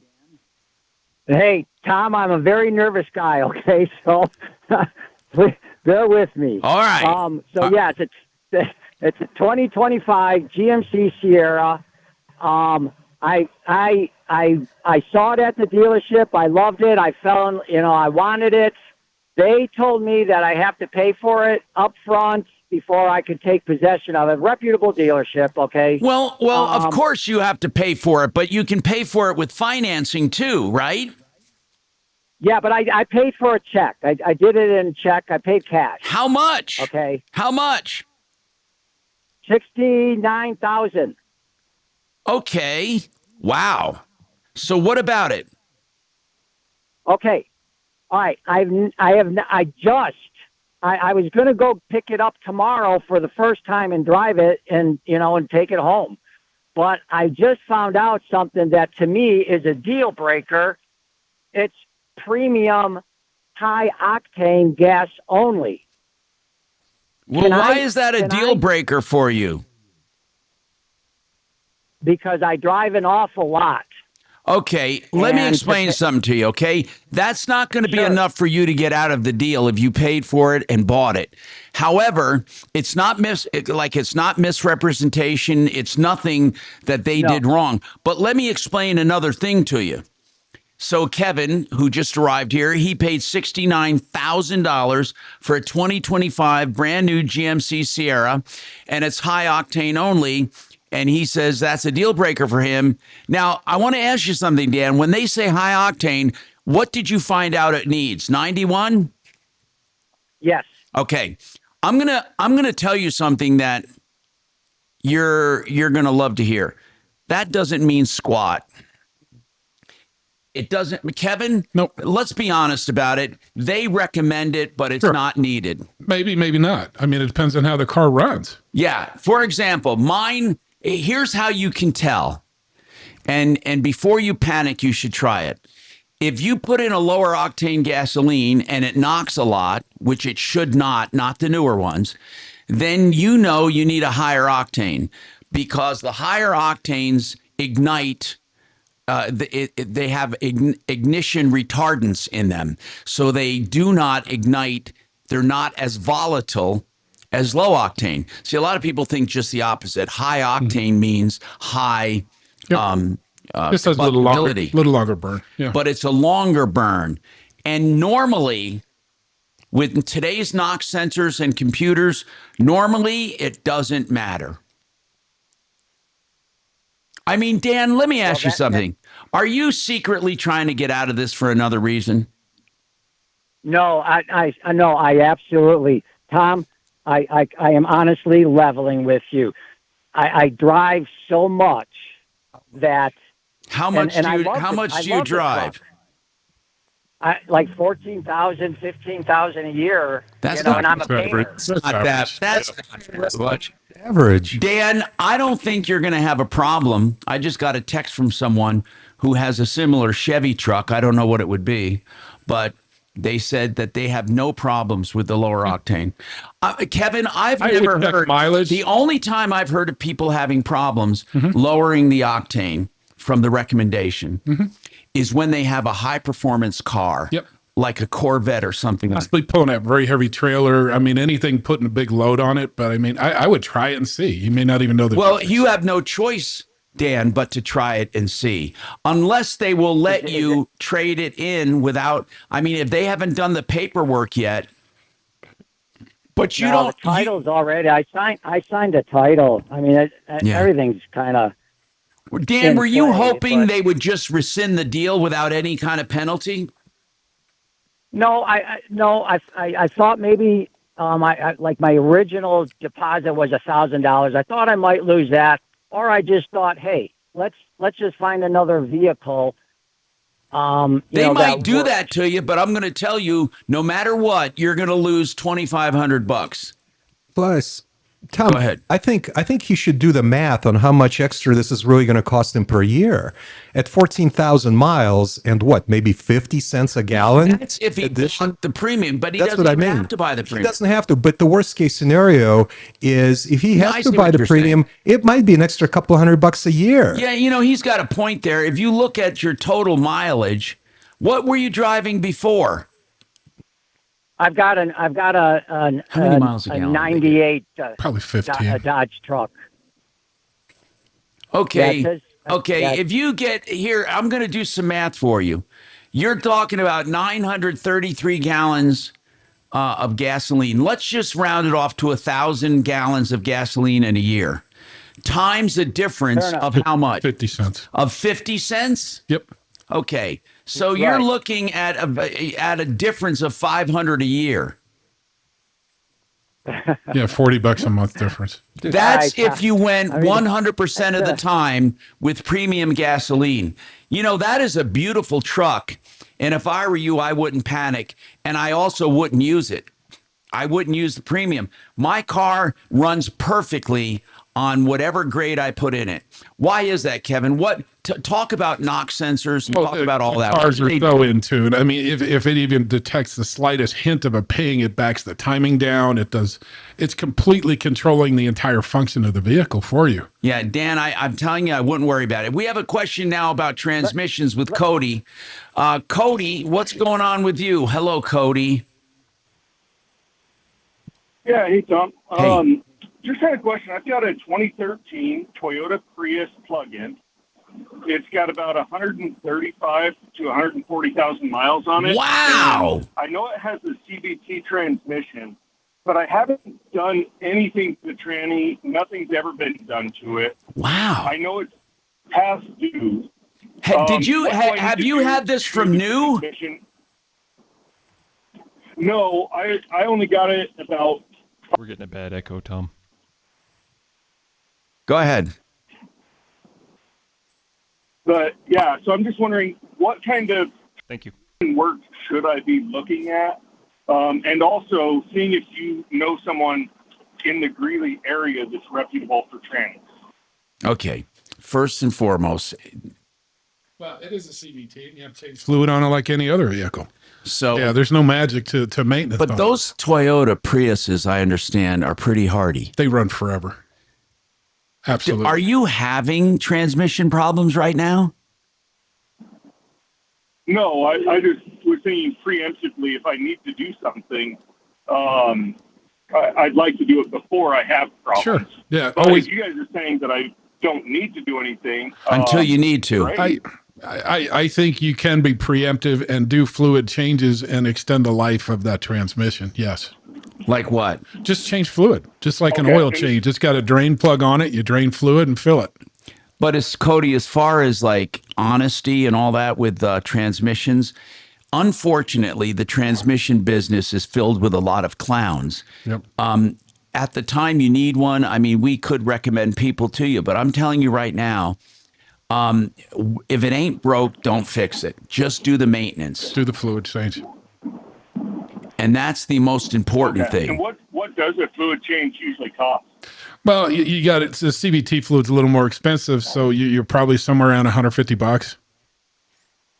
And it's not a filter fluid; it's just a drain and fill. How many miles have you put on this so far? 30, roughly. Okay, well, I just drive it around town. And honestly, it's awesome because most of the mileage I put on it is all on the electric side. So yeah, I put very little on the actual engine. You know, I have somebody here who said they went over 200,000 miles with a Toyota and never touched the transmission on a Prius. Over 200,000 miles. They're good high mileage cars. Why are those cars so bulletproof? They're very, very well made. And you know, you when you buy one, you buy it at a premium. Oh, they're not terrible. Cheap. They're hard to find. Terrible used car values. Yep. Anyway, thanks for calling, Cody. Appreciate it. I think, like I said, I wouldn't worry about it too much right now. Just do the services available. Do you work on them right now? Yeah, absolutely. No, the Prius is very, very popular. They're out there, and people want to keep them, so they do all the maintenance. Absolutely. Yeah, it's one of the most popular hybrids. In fact, probably the most. I agree. Now, we have pictures of that fence the woman complained about. I'm going to take a look at him. She said, since this guy built his building and started excavating, her fence has been tilting. He said he has pictures of it tilting way before he even built. We'll talk about that and more on that neighbor versus neighbor right after this.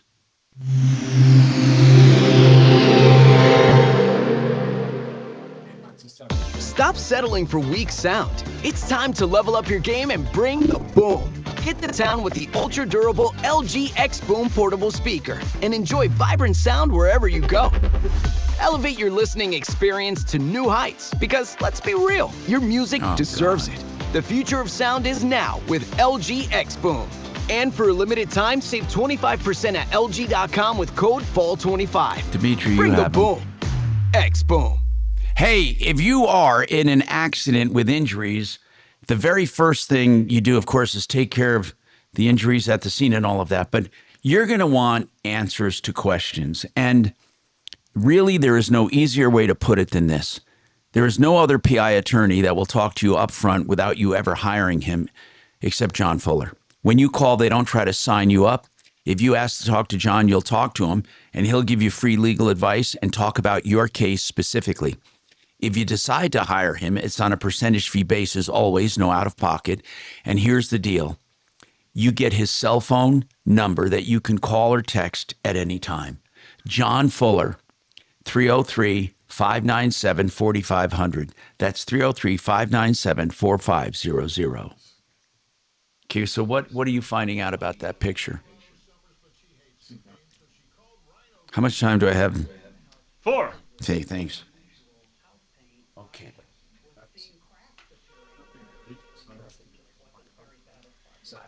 Good afternoon, Tom Martino Show. No, it's Mark. Okay, hang on for me. Yeah, that's the drain.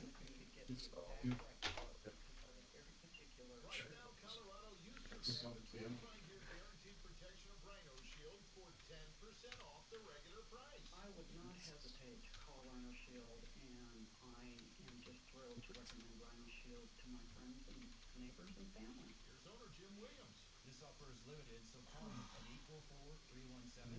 844-317-4466. That's 844-31-RHINO or rhinoshieldco.com. Just doing the class. Chain link is going to your house. To the east side, so that's part of it. How your information is protected, there's lots of places that also have it. That's why LifeLock monitors millions of data points every single second for identity threats. If your identity is stolen, a LifeLock specialist is going to help solve the identity theft issues, guaranteed to get your money back. Save up to 40% off your first year with promo code TECH at LifeLock.com. He said he was east of her. So that's just east of her. She's on the other side. She's to the west of him. That's right. Facing a job loss? Considering a pension buyout, a severance package, or what to do with your 401k? Hi, I'm Linda Gardner, host of Your Money, Your Retirement, and I can help. 720-488-8604. That's 720-488-8604. She never said that. She just complained about her friends being she was really Breakdowns with first cold snap. Get fixed 24/7. That extreme clean, check and tune, just $39. The only ones who truly clean each and every part, like a refurbishment for new customers, just $39. Protect your system and your wallet. Fix it 24/7. Hometown partners of the Broncos. Go to fixmyhome.com. Click book now.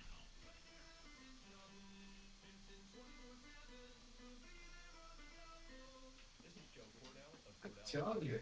Serving in the military requires great sacrifice. Yeah.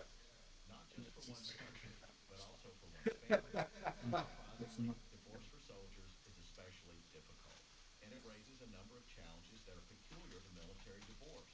Things such as deployments, relocation, retirement benefits. These issues can be complicated, and the lawyer you choose needs to be equipped to handle them. So if you're a soldier facing such challenges, go to CordellCordell.com. Medicare's annual enrollment period is from October 15th to December 7th, and next year has some big changes, including cuts to plan coverage, carrier exits, and more. Your plan might change a lot. Good idea on the calendar. It was a great idea. Take your leftovers. Do not leave them.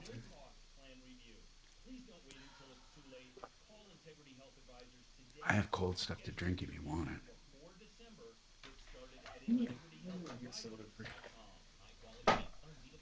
Try to get some of that. No. Zero sugar cherries.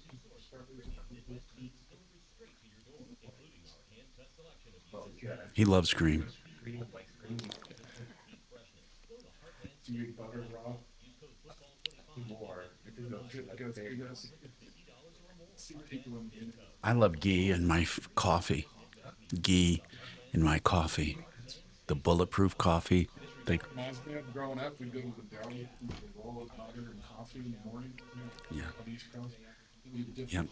Yep. So you get the butter, shreds it, and that's like the bottom of your cup. It's And you know, New York's the only place New York City, where you order coffee like this. I'll have a coffee regular. That's it. That's how you order it. Regular, 2 sugars, cream. Regular. Studios. Trajan Wealth, your trusted local fiduciary advisors. TrajanWealth.com. 630 KHOW, an iHeart radio station. Hi, Tom Martino, your troubleshooter. 303-713-TALK, 713-8255. Okay, so let's talk to Randy, who's calling for his friend. What's going on, Randy? Hi, can you hear me okay? I can, Randy. Go ahead, sir. Okay. My question is, I have a friend that lives in it's kind of like a duplex, multiple duplexes owned by the same guy. And Okay. the manager of the duplex that lives in the same building as she does, and they have blocked her access to the breaker box, the panel. There's a fence around it. They lock it up. She can't get to it. If she has a power outage, she has to get those people to flip the breaker switches. And she believes that they've tapped into her electricity because her bill's gone up way up and she more than double, and she rarely uses anything. But she has no access to that box, so I'm kind of wondering what you think she might. All right. What she should do. First and foremost, she doesn't have any, I don't think, any legal right to have access to that box. Okay? It just isn't something the landlord has to do. But as far as siphoning power off of her, that's a whole different issue. What she needs to do is call the power company and have them audit it. And because it would be illegal for them to start diverting power. So again, you got a two-pronged question. One, she has no right to have access to that. And if she has a power outage, well, it would be like any apartment. Well, not any. Some apartments have their own breaker boxes, but that's not something she can demand. However, she can ask Xcel Energy, whoever the power company is, to do an audit to make sure she's not being overcharged for her power. So, okay, well, how would they determine where it was going?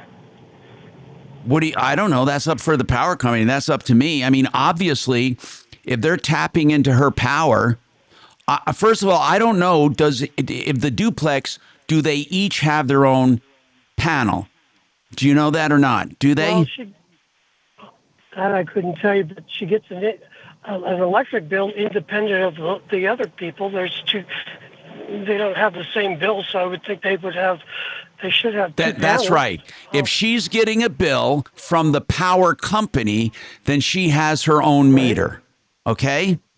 Okay. If her meter is being tapped into by more than one breaker box, they will be able to tell that at the power company. So if she called the power company and said, look, I am paying more in electricity than I used to, and I think one of the tenants or one of the residents, I think they're tapping into my meter. They will definitely investigate that, Brandy. And as to how they tell, I don't know. I don't have to know. They know. They definitely know when people are tapping into a meter. Okay. But who's her power company? Xcel. Good. Xcel Energy does this all the time. This is not the first time they would have this complaint. How much did her electricity go up? By about 70%. Wow. And it happened in 1 month? Yeah. Wow. Now, did they block access after her electric bill went up? Or was it always locked up? Always blocked. Okay, so it's not like they did it and then blocked her access to keep her from seeing it. By the way, they have to give access. They have to give access to that meter area to Xcel.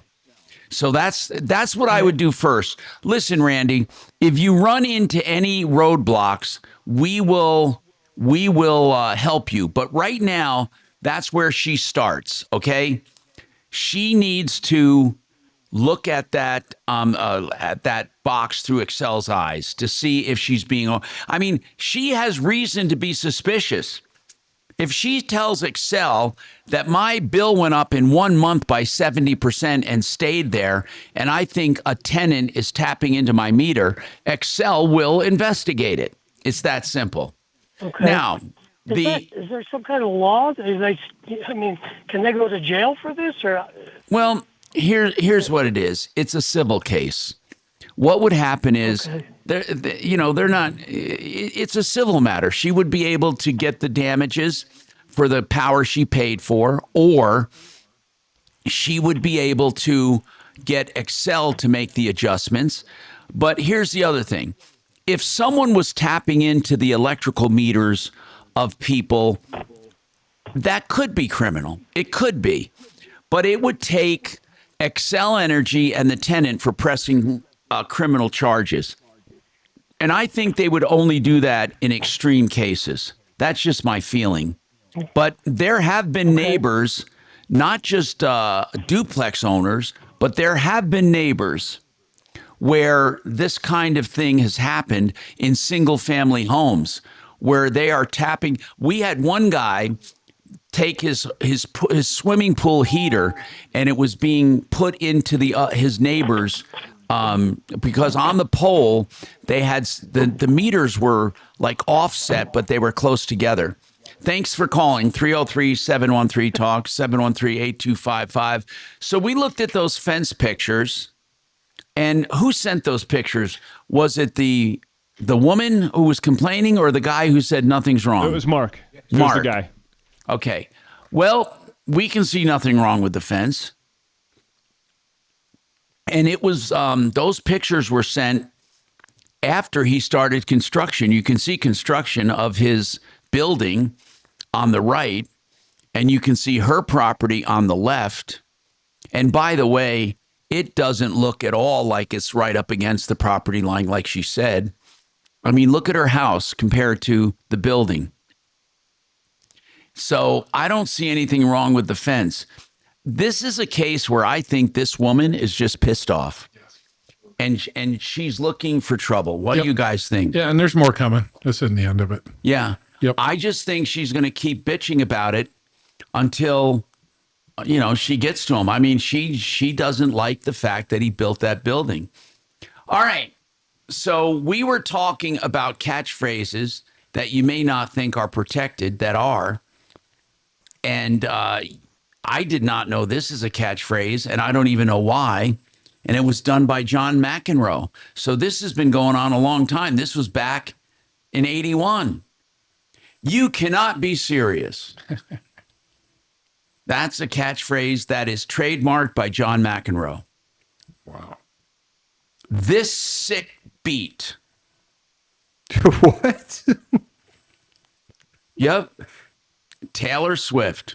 Her 2014 album, and some of the phrases, one of the phrases in her song, this sick beat, and another one, because we never go out of style. That's another one that she trademarked. And another one, nice to meet you, where you been? I swear to you, another one that's not from her. This one comes from Todd Beamer, whoever that is. Oh, I know what that was. It was the Todd Beamer Foundation. He was one of the ones on Flight 93 that crashed into a field in Shakerville, Pennsylvania. Oh, I know that one. Let's roll. Yeah. Let's roll. That's what Russell Wilson says all the time. Yeah, let's roll. So apparently that's what he said before they attacked the guy and they crashed the plane and they all died. Mm-hmm. How do they know? What I want to know is didn't everybody on that plane die?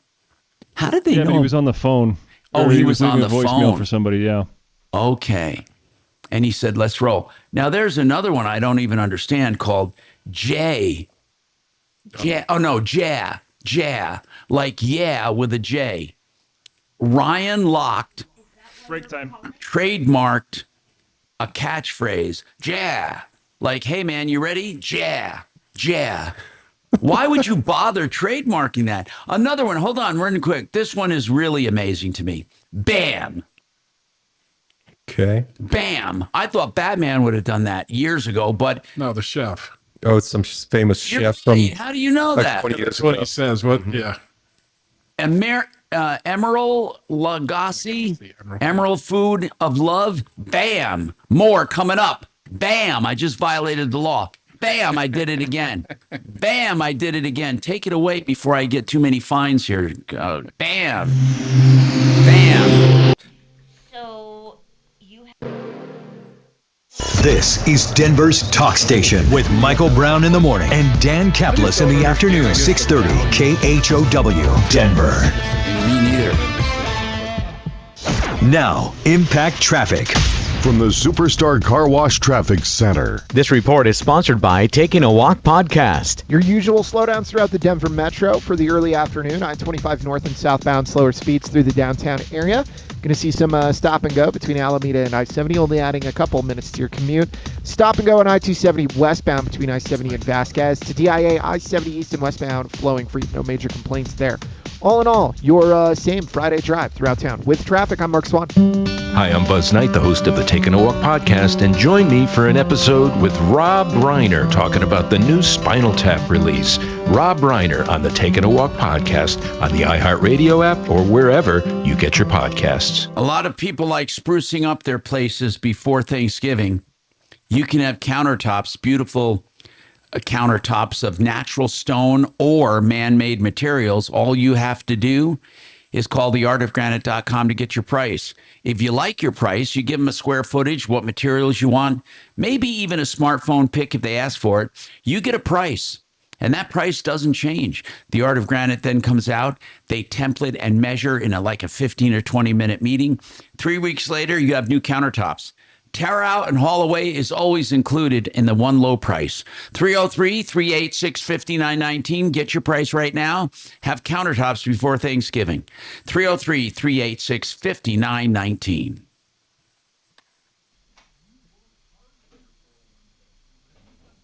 Christian Brothers.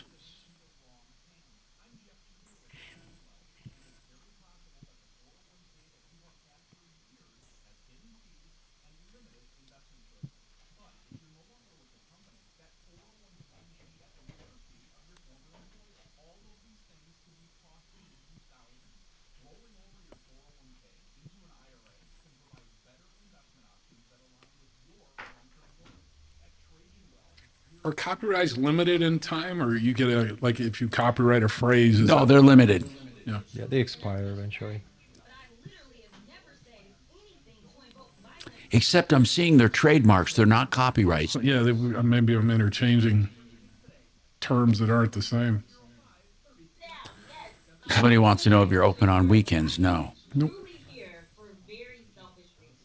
What are your hours? 8 to 5.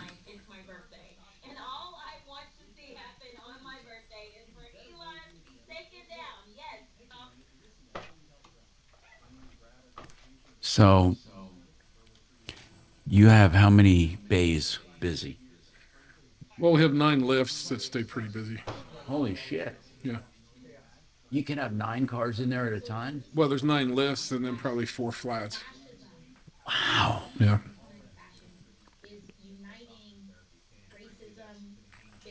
Remember the days Yeah, we of... closed the roar. We pulled all the lifts and just jammed them in there as tight as we could. You remember the days of pits? Oh, yeah. Yeah, they're not that long ago, it doesn't seem like, but yeah. Seems like they'd be more Price Fund expensive. still has them. Yeah? Yeah. Because you pull in there and they're underneath. Actually, Walmart still has them too. Yeah, you just got to be careful that people don't panic and take a left turn when they come in. Oh, yeah. Tons of YouTube videos. Oh, yeah. Crashing into the pit. Yep. I cannot believe how many catchphrases I have. I got a lot of text messages today.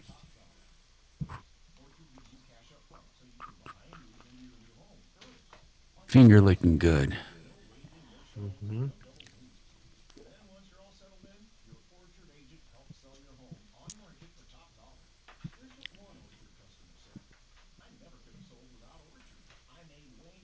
I Google trademark phrases and it's all these places trying to get money to trademark something for only $45. What makes a phrase trademarkable?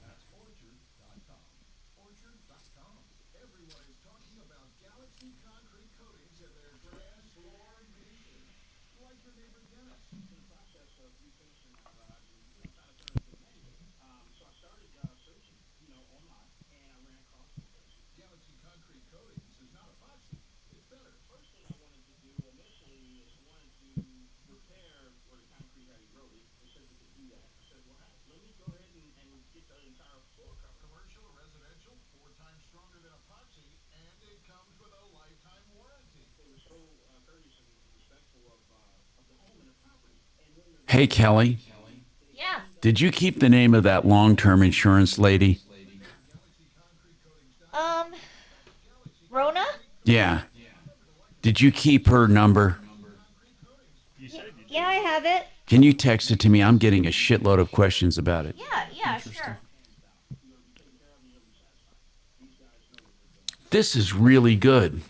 Dr. Pepper, zero sugar, strawberry. I'm telling you, next one with cream. That sounds It's awful. strawberries and that cream sounds already. terrible. Oh, yeah. Oh, there's no cream flavor in there. No. Text it. Oh, what the hell are you talking about? Dr. Pepper's strawberry. Ooh. Oh, it's good. 5551 or hit dancaplislaw.com. Hi, Tom Martino, your troubleshooter. My goodness, these catchphrases that people are sending in, there's so many of them. I wanted an original one that you made up in order to get the helicopter ride. Anyway, let's go to Mike. He has an issue with his 2017 Chrysler Pacifica. What's going on, Mike? It's actually Nick. Oh, I'm sorry, Mick. but that's okay. I'm sorry, Mick. I just saw that right now. I thought she misspelled Mike. What's going on, Mick? Nope. So I had my vehicle repaired at Christian Brothers last week. Yeah. And I spent about $3,600 to replace a radiator and an oil. Put that echo back on him. Back on the road. And my wife drove it for less than a week, and it broke down again yesterday.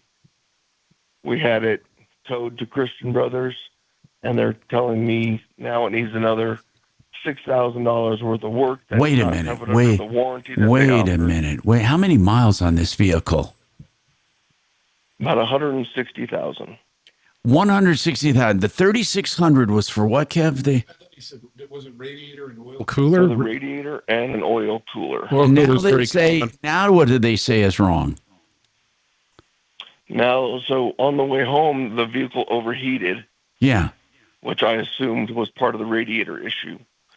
They told me it was because the AC compressor failed, and it froze up the AC compressor, shredded the belt, which in turn shredded or overheated the water pump, which blew a head gasket. Oh, jeez.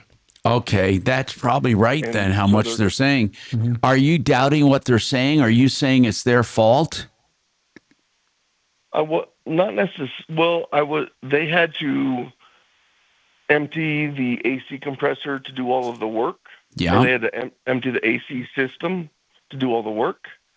And then all of a sudden, less than a week later, Kevin, could they everything be goes connected? bad, and- Well, was the air conditioning working when you picked it up? Yes. So, it's going to be a hard road there, because when you do evacuate it, you don't take the oil and things out of it. You're just taking the gas. So it's not like they removed all the oil and didn't put it back or anything like that. That's not common. It might be hard. It's going to be very difficult for you to make that case, man. Very difficult. Where's your car right now? It's not drivable? It's not drivable. It's still at Christian Brothers. We had it towed there yesterday. Well, yeah, that's a tough one. I mean, the biggest thing is it's, driven too long. Christian Brothers, we don't get a lot of complaints about. Not bad.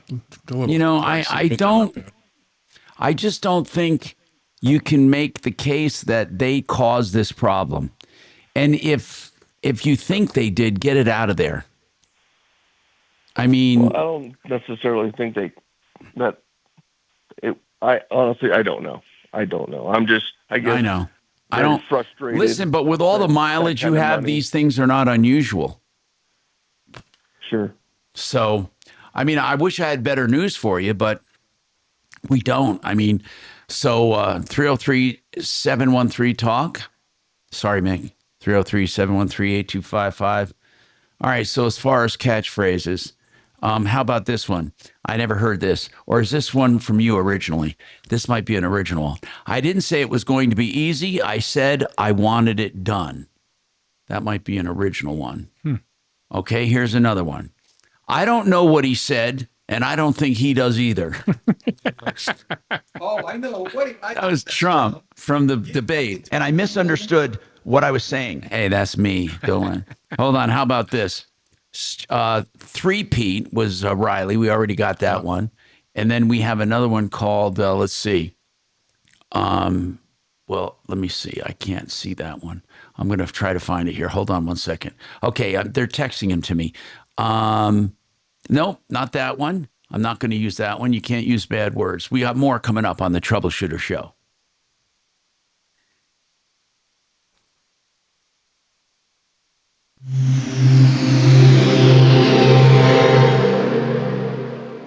Now, Impact Traffic. This report is sponsored by Taking a Walk Podcast. Your usual slowdowns throughout the Denver Metro for the early afternoon. I-25 north and southbound slower speeds through the downtown area. Going to see some stop and go between Alameda and I-70, only adding a couple minutes to your commute.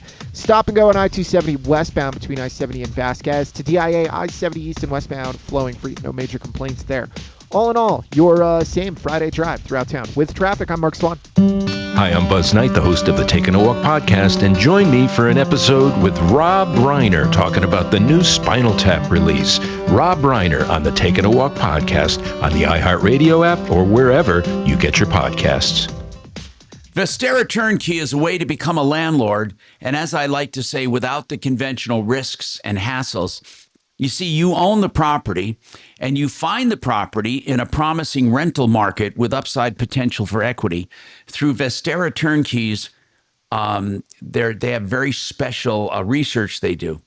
Then what happens is you buy the house through them. They help you manage the house and keep it for about 2 to 3 years, then sell it, all for great returns. Find out more on their website, VesteraTurnkey.com, or you can always call them directly at 303-888-3788. Gravina's, more than 50 lines of windows, multiple lines of siding and doors. If it's the outside of your house, they can take care of it. Gravina's, they've been in business more than 65 years. They're on 950 West Evans. It's a name that is dependable and it's been around for years and years. Gravinas, 303 Gravinas, Gravinas, 303 Gravinas, or gravinas.com.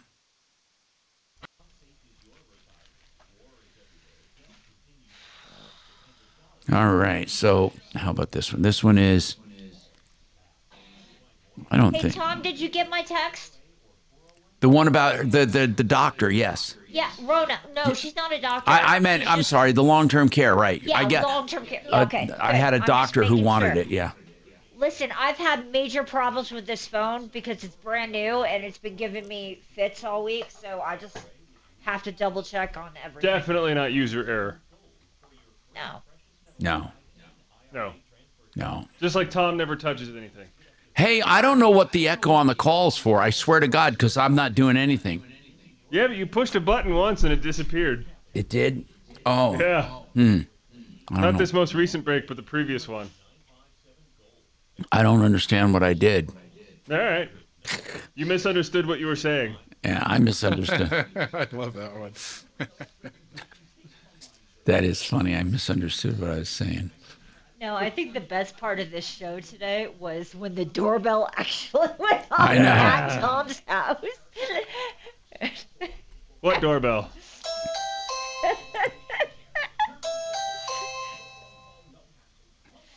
That's it. And that was some damn good whatever we had. You don't even remember? Must have been great. Yeah, it must have been really good. Calzones. I don't remember what it was, but it was damn good. Calzones. Oh, God. Oh, good Lord. It's a glowing review, like the concrete guy. I love my concrete coating. It's it's the talk of the town. Everybody wants to talk about my garage Everybody wants to floors. talk about my garage floor. Oh. I love that food I just ate. No idea what we just had, but it was the best. It was delicious. Yeah.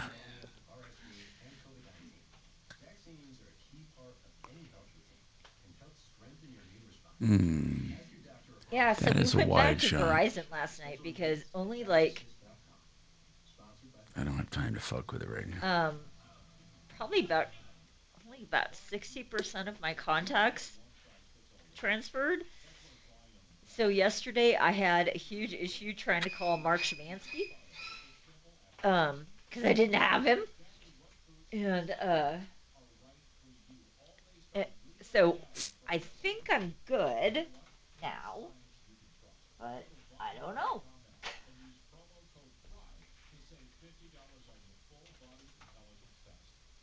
And we were slammed today. That was good. Yeah, it moved along quick. They're all backed up on Google, so how the and you know the chick, How about her this name one? was Cassidy. There's So no anytime crying you in meet baseball. somebody named Cassidy, Oh, wait, who's- she probably doesn't know what the hell she's doing. League of Their Own. And you Tom know, Hanks so is the when she manager. Oh, yeah, yeah, transferred you know, all he's the looking- stuff from my old one to the new one to this one, you know,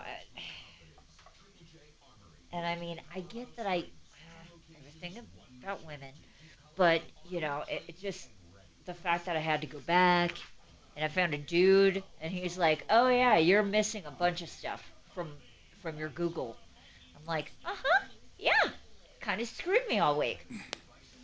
Tim Tebow got one. I don't like it. Tebowing. Yeah, do you know about But I that? do. I mean, I don't know. That's- I do like I think that's the when he kneels Verizon in the people end zone. because they are very You know, after he puts most kneels of down, them, that's I should Tebowing. say, Yeah.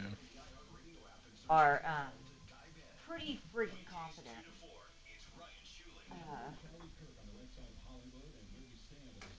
And in the world of pop culture entertainment. Plus, Al Petrelli of Trans-Siberian Orchestra, State Rep Rebecca Ross Kelty, and Congresswoman Lauren Boebert. Friday at 2 on 630 KHOW. Hi, Tom Martino here. Welcome. So, some of the other catchphrases that we didn't go over, one of them is Tebowing. I never heard it called Tebowing, that when he did the bow or the one Yeah, knee. one kneeled prayer. Yeah. And then, of course, this one, everyone needs to know it's trademark. That's why when people do commercials about it, they call it the big game. Right. Because Super Bowl is trademarked. And they fiercely defend it. If people use Super Bowl, the NFL is pretty damn aggressive. So what exactly, when I talked about copyrighted, they're not copyrighted. They are actually trademarked. A trademark actually is identifies the source of goods and services. Okay, so not like just do it, right? Provides legal protection for your brand and helps you guard against counterfeiting and fraud. A common misconception is having a trademark means you legally own a particular word or phrase and can prevent others from using it. You can't. However, you don't have the rights to the word or phrase. Only you can use it, but how it's used. You can say, for example, the phrase, if it's not used to promote your brand or service or does not cause brand confusion. So let's do it. If you say, yeah, I think a barbecue this afternoon would be a great thing to do, let's do it. No, Nike's not going to come after me and say, you just, violated. But if I said, I got my sneaks on, I'm ready for the game, let's do it. That could be brand confusion. So let's say a trademark is a small woodworking business and they use, they gave an example here that's silly, but anyway, it says that you can use words associated with woodworking, but you can't use it in such a way that would confuse it with someone who has a trademarked phrase. So it's really brand confusion they're worried about, not the actual words.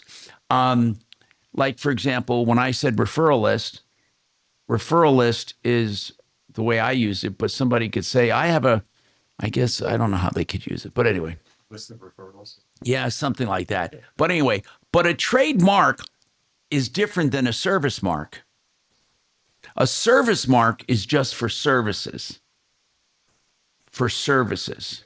Like, what would be an example? I'm trying to find an example of a service mark. A A trademark, okay, a service mark would be, let me think. Something for services. Let me see. I'm going to click it and see. A word, symbol, or phrase or design, a combination of things that identifies a source of services to a consumer. Okay, so they're commonly called trademarks, but they're not. I can't think of one right now. A service mark. We're going to have I was going to have my attorney on today to discuss these things, but I never got around to calling him.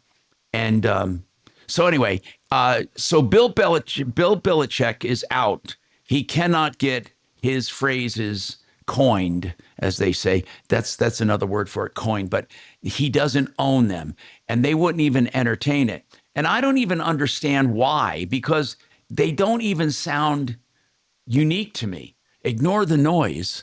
Yeah, that's ridiculous. I mean, an example of a service mark. Go ahead. Disqualify. Remember the Pru Review commercials from the 80s?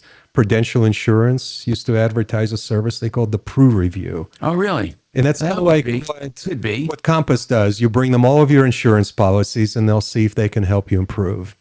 And what about this no days off? Anyway, so she was turned down. The patent office said that the trademarks that they sought approval for were highly similar in sound, appearance, and meaning to overall commercial slogans. I mean, overall, excuse me. Yeah, they were right. Yeah, common slogans. Completely unoriginal.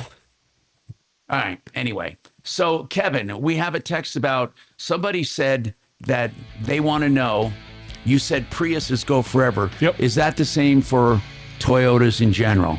Oh yeah, Toyotas are solid, but Prius goes even further than most Toyotas.